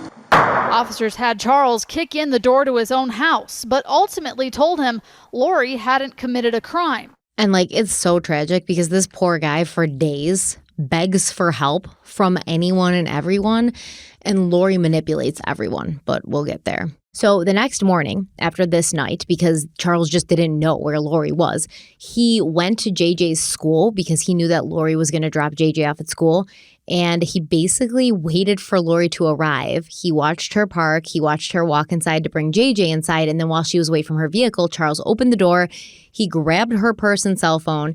He got out of there in his rental car. And then he went through her purse and he found a hotel key card for the Hyatt in downtown Gilbert, Arizona. So he drove there and he called the police and he was like, okay, meet me here so you can bring this bitch in for her psychiatric evaluation. So the police get there and they're in the parking lot with him. He's got to explain everything all over to these new police. And he goes in, Charles goes in. The whole thing is recorded. There's body cam footage and everything. It's 27 minutes long if you want to watch it ever. But Charles goes into the hotel to see if Lori's there. And while he's gone, the police are in the parking lot basically making fun of the situation. And they're like, oh, well, she's married to the Prophet Moroni. So of course she's, got issues and blah, blah, blah. And they're just kind of making light of the whole situation. And then he finds out that Lori's not there. And Charles basically was like, okay, she's not here right now. Basically, I know she's going to pick JJ up around 3:45 p.m. Let's rendezvous back here around then. Charles told the responding officers at the hotel Lori's religious beliefs had gone too far. She'd lost touch with reality. He literally said, she's scaring me. She says she's going to kill me. She says she's going to destroy me. Every time I talk to her, Lori just yells at me and says, I'm not me. I'm an evil spirit. I'm Nick Schneider. It's not making any sense. It's crazy. And the police were like, listen, it's not that simple. We can't just, interfere. We can't just do anything to Lori. We can't just arrest her. She hasn't committed a crime. And, we don't have her side of the story. And Charles says, quote, I want to get her help. She's not right. I love her to death, but there's something wrong. And if she wants me gone, goodbye. That's fine. I just don't want her to hurt JJ. End quote. He's begging for help. And these police are just joking around the whole time. So after this, Charles is kind of just desperate. And he's like, well, I don't know where she is. We can't come back here until 3:45. And I have to do something in the meantime because he's really, really worried about JJ. And so he uses her phone and he starts texting people that she knows, her friends and stuff, in an effort to find out where she was. And so Melanie Gibb gets a text and the text is hey, come to my house immediately. And so she went to Lori's house thinking it was Lori sending the text. And then what she finds instead is a very frustrated Charles who's got a locksmith there trying to change the locks and get the locks back on and fix the door that he kicked down. And he's like, where's Lori? And Melanie's like, I don't know where Lori is, and I'm not going to tell you where she is even if I knew. And I would kindly ask you to give me Lori's purse and phone because you stole them. And Charles was like, no, I'm not giving you her shit back until she gets some help and until I know where she is. So Melanie left Charles and then she drove right to the house of a man named Jason Mowell. Jason was a former narcotics detective who also happened to be the host of the Field of Fire podcast that Melanie was a co-host of, and also the Warrior Up podcast. So Jason, being like retired law enforcement, told Melanie, oh, this is wrong. Charles shouldn't be doing this, because they're all brainwashed, for God's sakes. And Jason says Lori needs to go to the police and report Charles for harassment and like theft, which is exactly what Lori did. And she goes with Melanie and Tylee to the Gilbert Police Department. And you can hear her basically say the first thing, like, my friend who's a cop told me I need to do this. You know, she's like using this fake legitimacy. And then she completely just like charms the pants off of this police officer. So yesterday I got in an argument with my husband on the phone, and he was in Texas working, and I found some stuff that he'd been doing, so he was really defensive. And so I took the kids. We spent the night in a hotel because I knew he was coming home. He was acting like that my son was in danger. I've been worried about JJ's safety. And The officers called Charles to ask for Lori's purse back. He asked if they would serve her the order. When they brought up the mental health evaluation, Lori couldn't help but laugh. Play it safe. I just think it's funny because he's trying to tell everything. Right. He was all upset, wondering what are we going to do about that. I have until it is verified by my sergeant that it's still active, they still want you, I can't hold you against your will. But if it's verified by my sergeant, which she says could take a little while, then if it is verified, then I have to take you to Community Bridges. It's a mental health behavior place to get looked at. But while it's being verified, I have no right to keep you and hold you, just so you're aware. So he's supposedly en route with your purse and your phone, and then and the order also, which needs to be verified by my sergeant. So we will facilitate the transfer of the purse and the phone, and while we go give the mental health petition to my sergeant and she's verifying it, you do whatever you feel you need to do. Okay. If you want a free medical evaluation, psychological I was gonna say, I evaluation. haven't gotten any sleep in about 3 days. They have good facilities. They do, actually, from what I understand. A gym where I can work out. Yeah, I'm so, kind of happy. Like I said, You'll be okay without your mama? You are going to get a padded room. So officers don't kick down doors to serve these. They're civil orders. Yeah, this cop's a clown. He's like smooth because she's an attractive woman, and he's trying to be Joe Cool Guy. He's an idiot. I don't know who he is. If he sees this, you're a dummy. If you're going to tell someone, there might be an active order. How to get around an order. Yeah, how to get around it. Oh, if you want to leave. Well, let me ask you this, dummy. Let me ask you this, dummy. If it comes back and it is confirmed, and the woman does need to be checked out, now you got to go track her down again. Whatever. I mean, yeah, it's just dumb. Did you hear He Tylee? looks cool, though. He looks cool, though. Oh, yeah, he looks cool in front of freaking Lori. Yeah, and I mean, listen, I understand he's only got one part of the story, and he's hearing it. He kind of sees the daughter, involved with it as well, kind of going along with it. And Tylee literally says, like, they're going to give you a padded room. That's what she says to her mother. Like, but I think I took that as she was like, we couldn't see her face because it's blurry, but I feel like she was being sarcastic. Like it was like, this is a joke. That, I mean, I could be wrong. You obviously took it differently. Like, I think she's silent the whole time, and then Lori's like, "Oh yeah, I could use a break. I haven't slept in 3 days, and maybe I should go there." And Tylee's like, "Bitch, you go there? They're not going to let you leave, I didn't take it man." that way. I thought she meant. I wish we could have seen her face because obviously that'd give us more. But yeah, either way, like, what are you doing? Like, oh well, we got to verify this, and in the meantime, you decide to like take off, then nothing I can do to stop you. Yeah, good, super buddy. uncomfortable. And I don't like the way he talks. Like, Charles is all upset. Like, no, you don't even know. You don't even know what happened. You don't even know why this guy's upset. Like, you think he's just... No, sometimes you exaggerate as far as like, oh, she just completely had this cop eaten out of the palm of her hand. So I was waiting to see the video, but you're 100% right. Oh, you should see the whole video, man. They just keep talking, right. And laughing. And Lori's like, "Oh, Tylee wants to be a cop," and the guy's like, "Really?" And Tylee's like, "I don't know, maybe, I don't know." And Lori's just like laughing and flirting and tossing her hair the whole time, and like, I don't even understand. And this is a young guy, okay? Yeah. So, Joel, I know I'm not being dramatic here because there's a lot of things that led to this, and this cop's decision or lack thereof isn't the defining factor, but is it an element in where we are today? Yeah. Could this have been prevented if she had gotten seen by someone? Well, she did. But not at this moment, right? I mean, right after this. What if he it was went voluntarily? Okay. All right. Well, that's a little and bit I more. will, in his defense, I will say when Tylee says, yeah, I might want to be a cop, whatever. He's like, oh, it's my first month. I just got off training. This is my first month. Yeah, it's obvious. Yeah. So I feel like a lot of what probably cops deal with is like kind of on the job training. Like sometimes these situations are new and you've never encountered them before when you're new on the job. So you don't know how to handle them properly. Are you really? I got to stop you. Are you What? really doing this right now? What? This is staying in, but we've been doing this for 2 years. Okay? And every time you're critical of the police and I defend them, we have an argument. Tonight, you're critical of the cop. I agree with you. And you're now defending him. Because I don't like to pile on, man. Oh Unless it's like a my murderer, I don't like to God. pile on. Oh my God. I am like flabbergasted right now. Like as you were speaking, I'm like, is this really happening right now? Am I in one of Yo, because Chad's it was fifth too dimensions? easy. Like you immediately were like, that idiot. And then I kind of felt bad. I'm like, well, let me give you the whole Wow. story. He's just a young buck. He doesn't know. Holy shit. I know. Mind blown right now. But continue on defending the cop that let her go. Go ahead. Well, listen, it was his like first month on the job. He probably never like encountered that situation. And Lori can be very manipulative. You know, if you get like Pat Sajak in the palm of your hand, some rookie cop ain't got no shot. Yep. I got nothing else. I'm not saying another word. Listen, the thing is, she did go. At least she did go. She ended up going to Community Bridges where she underwent a psychiatric evaluation, at which point they determined that Lori was mentally healthy and she was cleared. Okay, so like we could say Lori's crazy.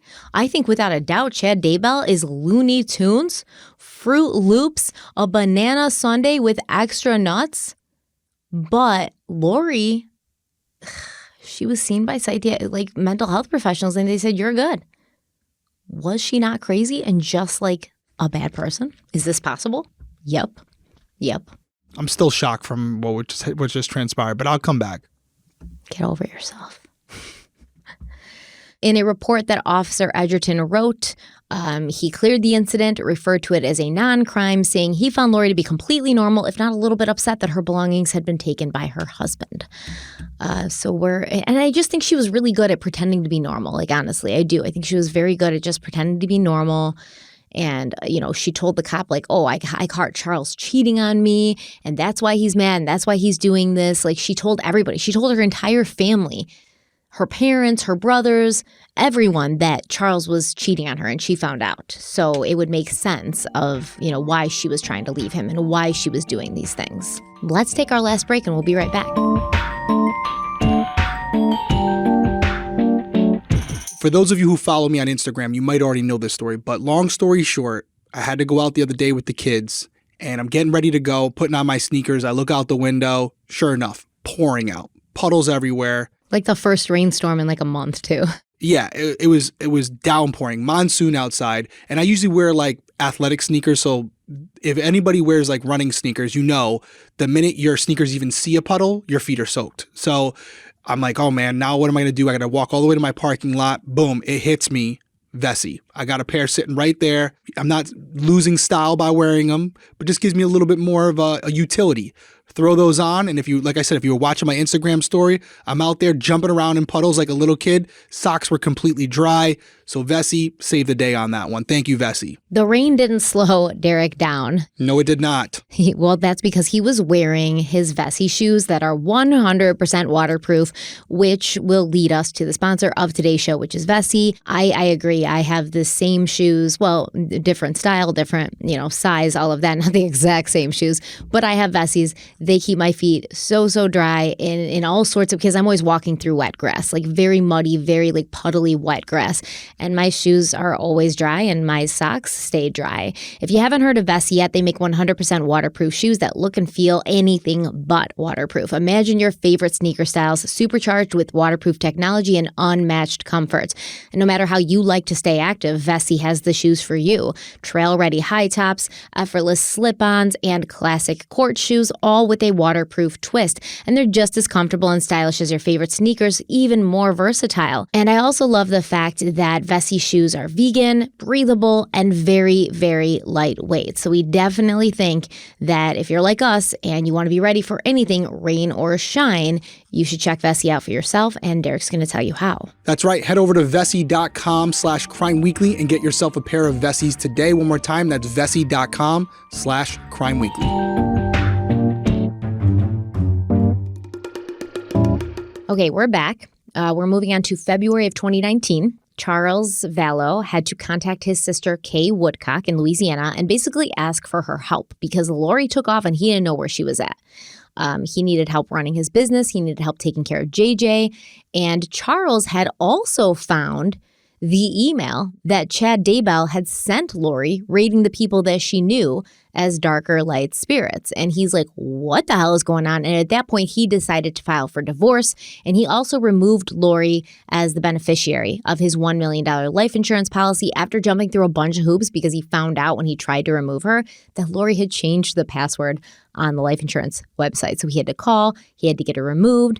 And then Charles named his sister Kay as beneficiary, stating, quote, I want nothing to go to Lori or any member of her family, end quote. And eventually he and JJ would move to Houston, Texas to be closer to the Woodcocks. But first, let me talk about how Lori had gone dark, right? She bounced for almost 60 days. She and Tylee had flown to Kauai on February 10th. Which is, obviously the escapist place to go for Lori and her family. And as soon as they landed, Lori called her old friend April Raymond, claiming that she'd caught Charles cheating. She was distraught. She had nowhere to go. Now, of course, April opened her home to Lori and Tylee. But then Lori started saying some bizarre things. She happily told April about all the ways she'd been torturing Charles, how she'd messed with his life, emptied his bank account, preventing his company from making payroll, changed the locks on his house, moved his truck just to mess with him, didn't tell him where his truck was for like 3 to 4 days. And April said, quote, she was laughing about it. I felt like she was almost baiting him so he would become enraged and she could have proof to say, look how irate and out of control this guy is. It made me sick to my stomach, end quote, which is what narcissists do, by the way, exactly what they do. And Lori told April how Charles was a zombie and she was expecting to get news any day now that he was dead. After a few days, Lori also told April that she was there to collect her because April was part of the $144,000. And Lori was like, you're chosen. I'm here to collect you. I'm in charge of this whole plan. And I'm here for you. All you got to do is leave your children and come with me to Rexburg, where we're going to live in like tent cities and be saved. And April was like, I'm going to pass on that. I'm all set. But Lori kept going on and on about her beliefs and dark and light spirits. And eventually she told April that she and Tylee would be starting a new life in Hawaii when the divorce went through. So she's not even being consistent. Like, we're going to Rexburg to live in the tent cities, but also we're going to stay here and start a new life. So I almost feel like there was times when Lori was away from Chad long enough or away from like real life and in Hawaii. There were times when she was like, I could just stay here, man, Oh, because she had enough money too. I'm going to talk about that. But when April asked, what about JJ, Lori said she was done with JJ. She said that Charles and his sister Kay could figure it out. And not only did Lori flash $10,000 in cash to April, $10,000 in cash that she traveled with, but she also had a debit card that was attached to the $80,000 she had reportedly received from Joe Ryan's life insurance. This was money that was supposed to have been for Tylee. Lori would pay for things like dinners, and then she would say, thanks, Joe, and laugh and talk about how Joe Ryan had finally done something right in his life. Lori would also use this money to rent a suite for herself and Tylee at the very expensive Kauai Beach Resort, which is where her and Chad would end up staying when they got married. And for the next month and a half, Tylee and Lori basically hopped around from island to island, just having a good time. They brought Melanie Gibb there for a little bit. They were just like basically living a life of luxury on Charles Vallow's money and on Joe Ryan's money. On March 1st, 2019, Charles Vallow, who had been trying to get a hold of Lori because he legitimately just didn't know where she was, and he'd been sending Lori a picture of JJ every single day, not getting any response from her. He, for some reason, backed out of the divorce proceedings, claiming he wanted to find out if he and Lori could work things out. On March 9th, Charles emailed Lori asking her to come home. for his sake, for JJ's sake, reminding her that it had been 38 days without contact between them. Charles also mentioned how he had seen Lori's brother Alex, and Alex was acting all crazy and making bizarre claims that Charles had tried to steal JJ and cheat on Lori and put Lori in jail. And Charles wrote to Lori, quote, "You and I both know it is ridiculous. You are my one and only for 14 years, period," end quote. A week and a half later, Charles emailed Lori again, telling her, listen, JJ's doing so well. He's getting some independence. He can take a bath on his own. He can wash his own hair and brush his own hair. He's getting into his PJs. And because JJ was autistic and had some learning disabilities, this was like very big stuff that Lori, the old Lori, would have at least pretended to be interested in, would have at least pretended to be happy about. But once again, he got no response. And once again, Charles keeps, contacting Lori, and he's like, please come home for JJ's sake, or at least call JJ. He misses you so much. He has no idea what's going on. And if he could just hear your voice and hear that you love him and that you're thinking of him, it would make him feel so much better. So by mid to late March, Charles finally kind of like gave up. He told Lori, he was like, I'm going to keep our rented house in Arizona until the end of the month. And then JJ and I are going to move to Houston. And in fact, by the middle of March, Charles had already sent JJ to Louisiana, and he was with the Woodcocks. And then Kay Woodcock came down to Arizona to help Charles pack up his belongings in the house because he was going to move to Houston too.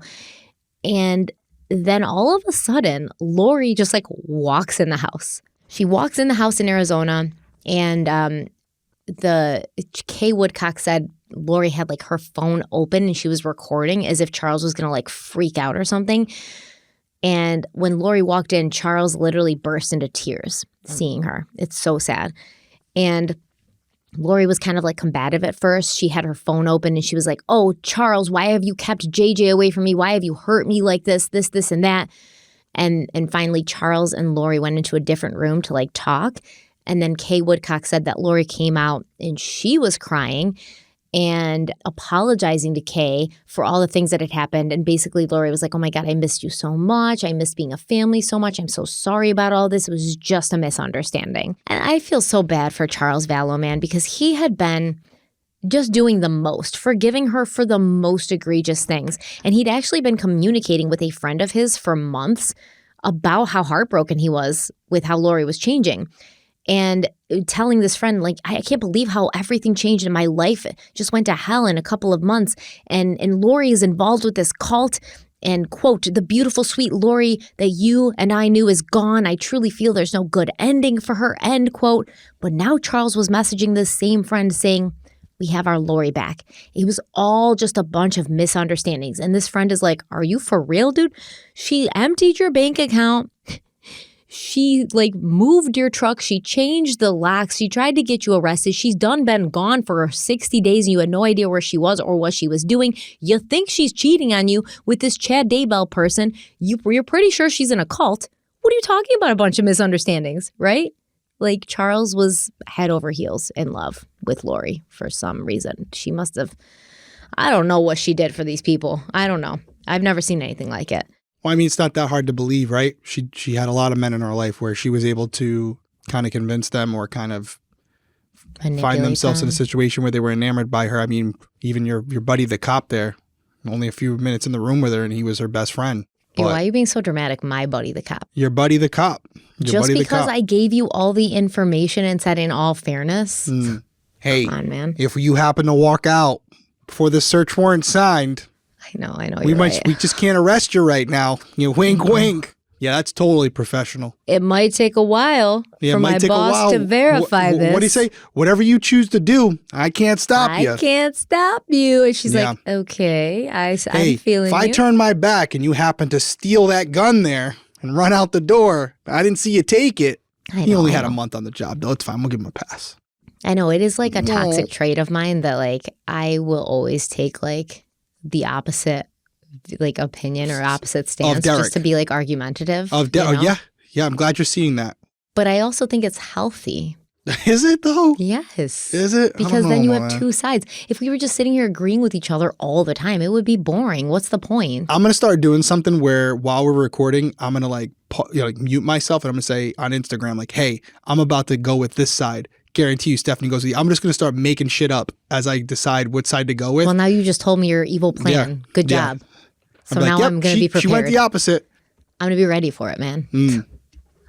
I got you figured out. Mm. So at the beginning of April 2019, Charles, Lori, Tylee, and JJ, all one big happy family again after like this literal hell of the past 2 months, they moved to Houston and they move into a new house on Harbor Sands Drive in Houston. But Lori she couldn't play the doting wife for very long. And I think she couldn't be far away from her cult for very long, right? Because this would only last 2 months, at least for Lori, who would basically leave Charles again and have him rent her a place in Chandler, Arizona, but basically leave him in Texas. And at this point, Charles is like, well, why don't we just get a divorce? And Lori was like, no, man, we are not getting a divorce. I done been divorced too many times. So we're going to stay married, but I'm just going to do whatever I want and live wherever I want. And you're going to be okay with it. And I guess that it was going to work for a while. But before leaving for Texas initially, Lori gathered all of her friends in her cult to perform a casting that she said would remove the demon Garrett from Charles. Zulema Pastinas was there, and she remembers the casting well, saying, quote, she said that we had to be holding hands and in a circle, and each of the participants would have a different part to say or do in order to complete it, end quote. But after Garrett had been cast out, Lori told everyone that a new, more powerful demon named Ned had taken over Charles. What because a Ned name. seems like a super powerful demon name. Like, where did you get this name from? It's a great name for a demon, though. Not a great name for a demon at all. Ned the demon? Ned, it's demonic. It's Ned. Not. Ned's like an accountant. No, it's even worse. It's coming after your money for taxes. Like a tax preparer. Yeah. Oh, Ned's calling again. You're never picking up that call if Ned's calling. Freaking Ned. This powerful demon. Each time they cast a demon out of Charles, a new one would take root. It was also around this time that Lori told her niece Melanie that Melanie's husband Brandon had an evil spirit in him, and that in his past life, Brandon had been an upper-ranking Nazi, of all things. By the following summer, all hell had broken loose. Lori's niece Melanie was going through a divorce and a custody battle with her husband Brandon.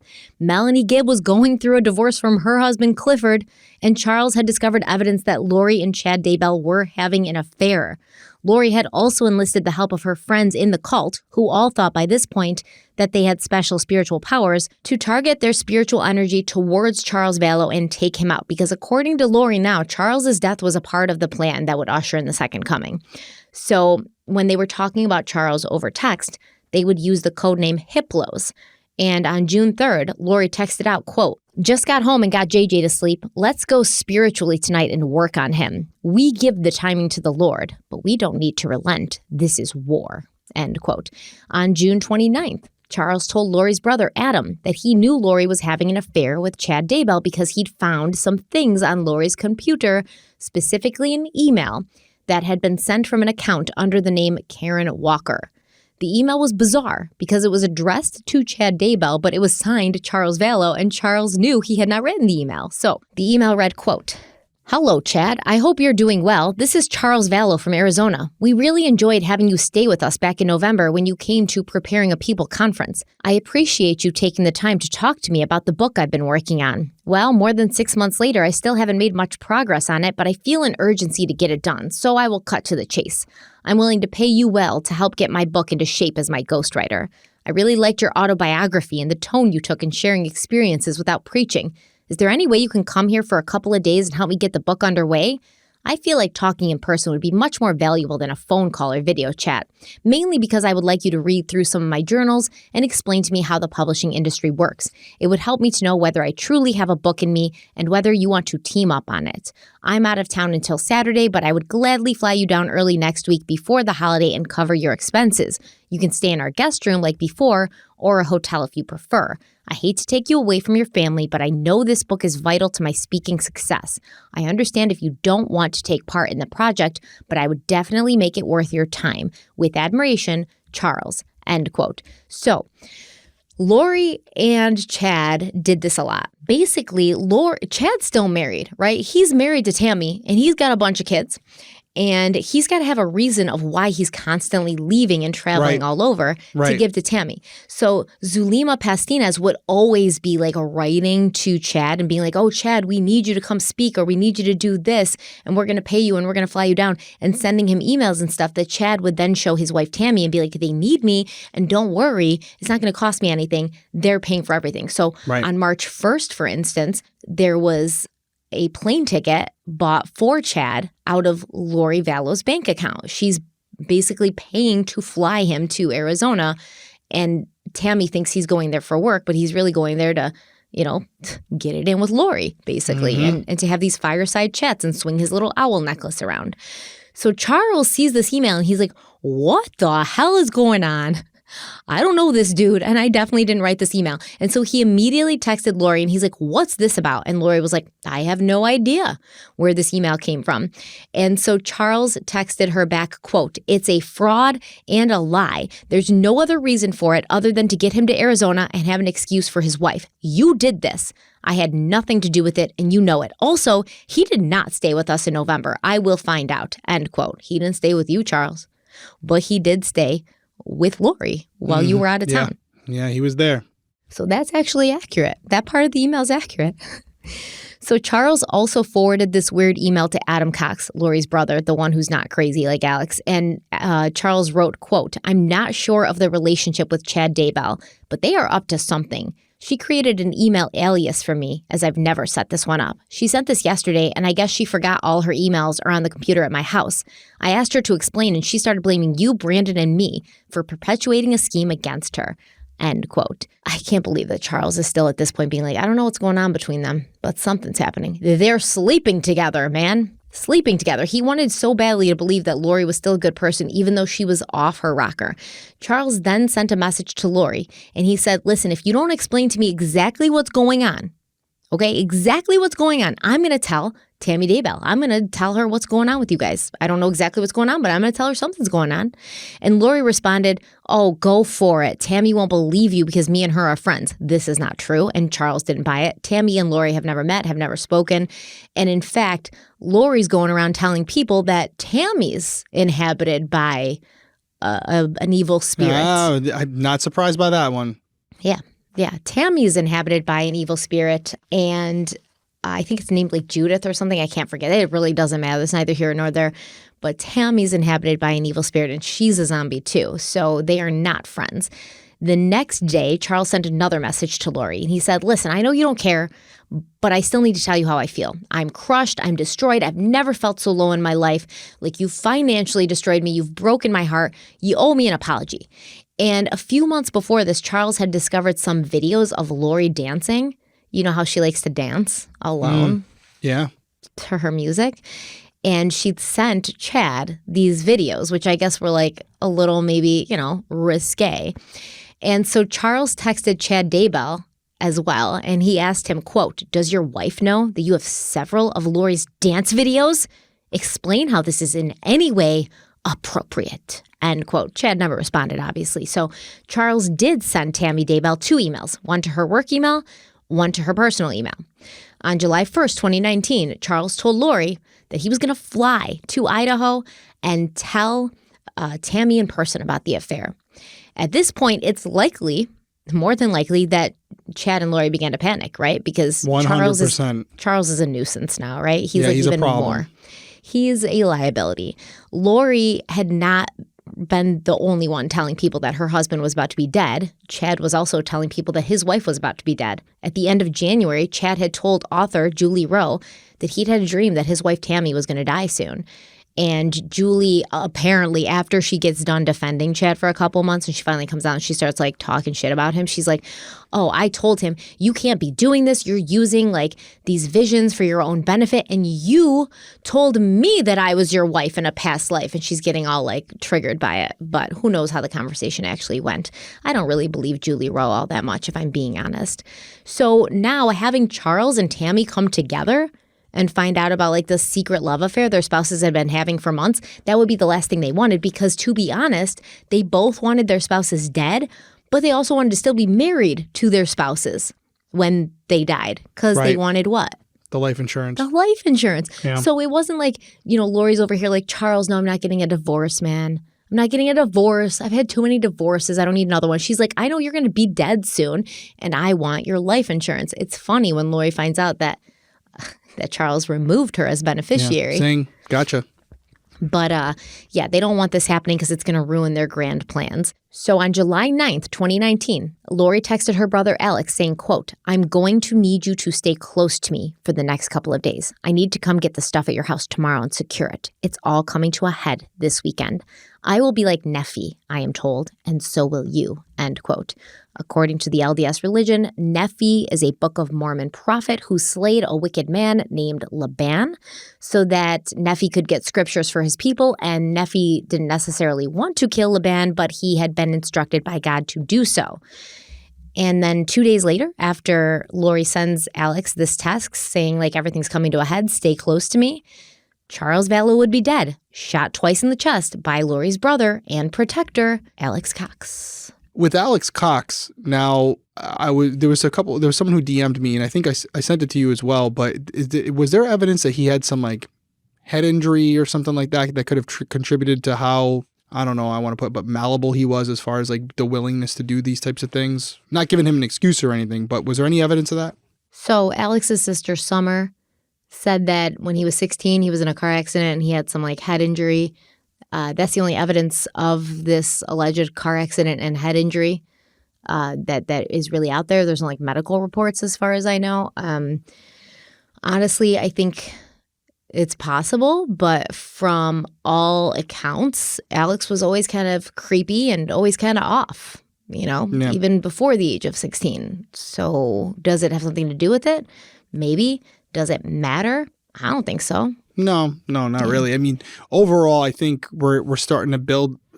I go back and forth throughout these episodes where I'm like, who's the one running the show? And I really don't know at this point. I really don't know. There's points during the story where I'm convinced it's Chad based on his religious background and the fact that Lori kind of came into it. And I think she came into it because she wanted to meet Chad.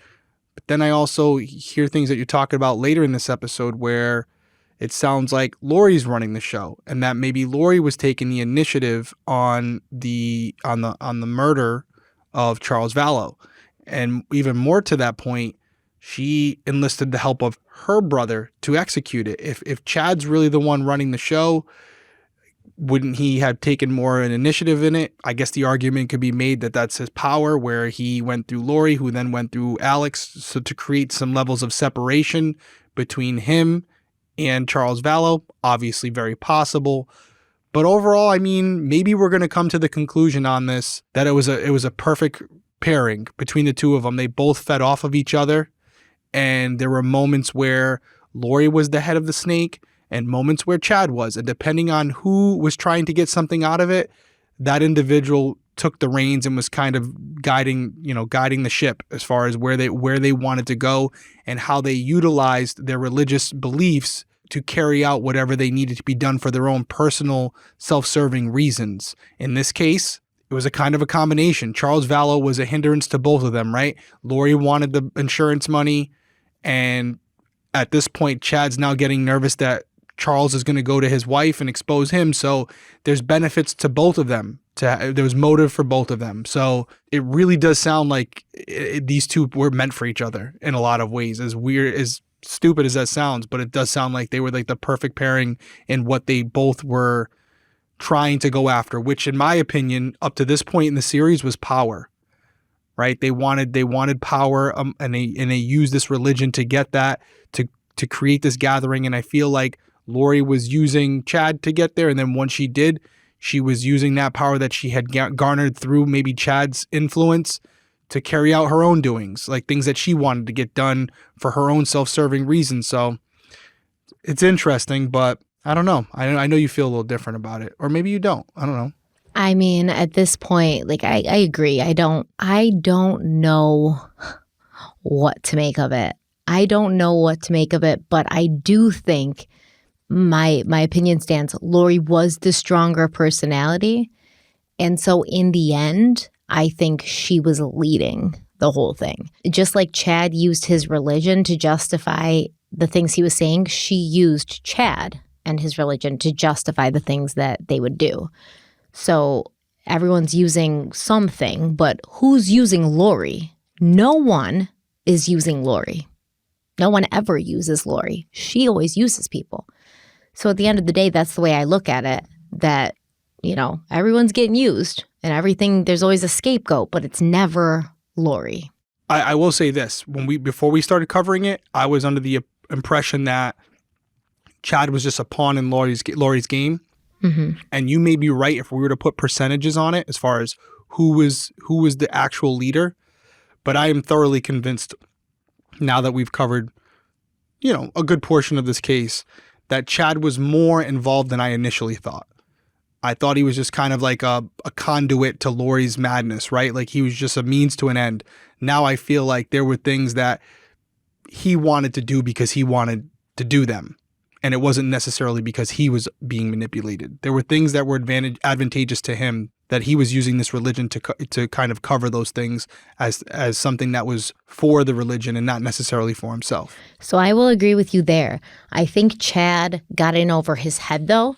And you'll see, like, later when they're in Hawaii and the press is hounding them and the police are, like, arresting them, Lori is super calm. She's like smiling. She's being like pretentious and condescending. You know, like the reporter's like, "Where's your kids, Lori?" And she's like, "No comment." And Chad looks extremely uncomfortable. He's like, "How the hell did I get here?"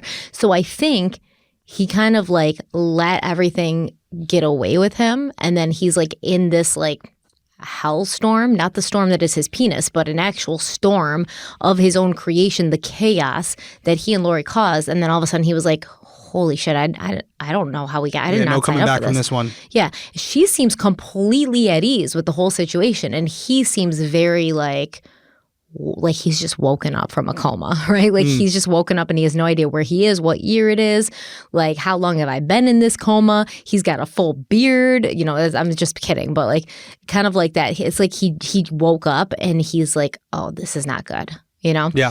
So I will say Too that late now, buddy. Yeah, I think she let it. I think he was a willing participant, though. Yeah, we'll have to wait in down below. Let us know what you guys think in the comments. Yeah, so far. How are you guys feeling about this? Just trying to figure out here, because I know Lori Vallow is the one that I've heard so much about, just being someone who is looking out on this from a surface level. And I wonder if I'm the only one who has a difference of opinion on this case now after hearing the specifics of it and hearing a little bit more about Chad Daybell's background and how there were, you know, initially, like I said, with Charles Vallow, I was like, oh, easy. Lori had him killed because life insurance, done. Well, no. Now when you fill in a little bit of the blank tonight, Charles was starting to impede on Chad Daybell's life as well. There was motive for him to get this done as well. It wasn't just solely beneficial for Lori. So again, I want to hear what you guys have to say. You know, what are you guys thinking about this case so far? Where do you think the blame lies? Give your opinions on it. We definitely want to hear them. And I don't know if there's anything else. I think we pretty much about 2 hours in, right? Yeah. About 2 hours in here. I'm not going to even ask you how many parts because you're not going to tell me. So we'll just keep rolling with it. I know there's going to be another part. We're not at the end yet, obviously. No, there's definitely another part. any final words from you before we roll out? No, I think I've said what I've got to say. It's 1 o'clock in the morning. I haven't eaten, so I'm going to have a cheesesteak and pass out. Cheesesteak and pass out. Yeah. Cheesesteak sounds great right now. Cheesesteak, not steak. I'm not eating a cheesesteak at 1 o'clock in the morning. I mean, wouldn't be a bad time. I'd have to be pretty like drunk and high for that to be, you know, like an acceptable thing at 1 o'clock in the morning. It's the 20th right now. Or when you guys see this, it's going to be a lot further. It's actually the 19th right now. But we'll have an update probably next episode on K-Cups. They're in the manufacturing process now. They still got to get some time to get back here, but I know a lot of you have been emailing me about it. We'll get back to you on. I know there's some people who have subscriptions to it. You will be the first one to receive it when it comes in. So just hang with me a little bit longer. This will hopefully never be the situation again because it's because of you. It's sold so quickly that the process of getting them redone, because we don't have a K-Cup facility in our warehouse, we have to outsource it. So it takes a little bit longer, and We're going to another state. So it's a nightmare. I won't even lie to you guys. It's a nightmare. But I worked out the logistics now, and hopefully going forward, we won't have this problem anymore. But as always, appreciate you joining us here. Like, comment, subscribe on the video if you're watching. If you're listening on audio, 5-star review and a comment. If you're on Spotify, just leave the review. They don't have, leave the stars. They don't have reviews. We appreciate you joining us. Everyone stay safe out there. We will see you next week. Bye.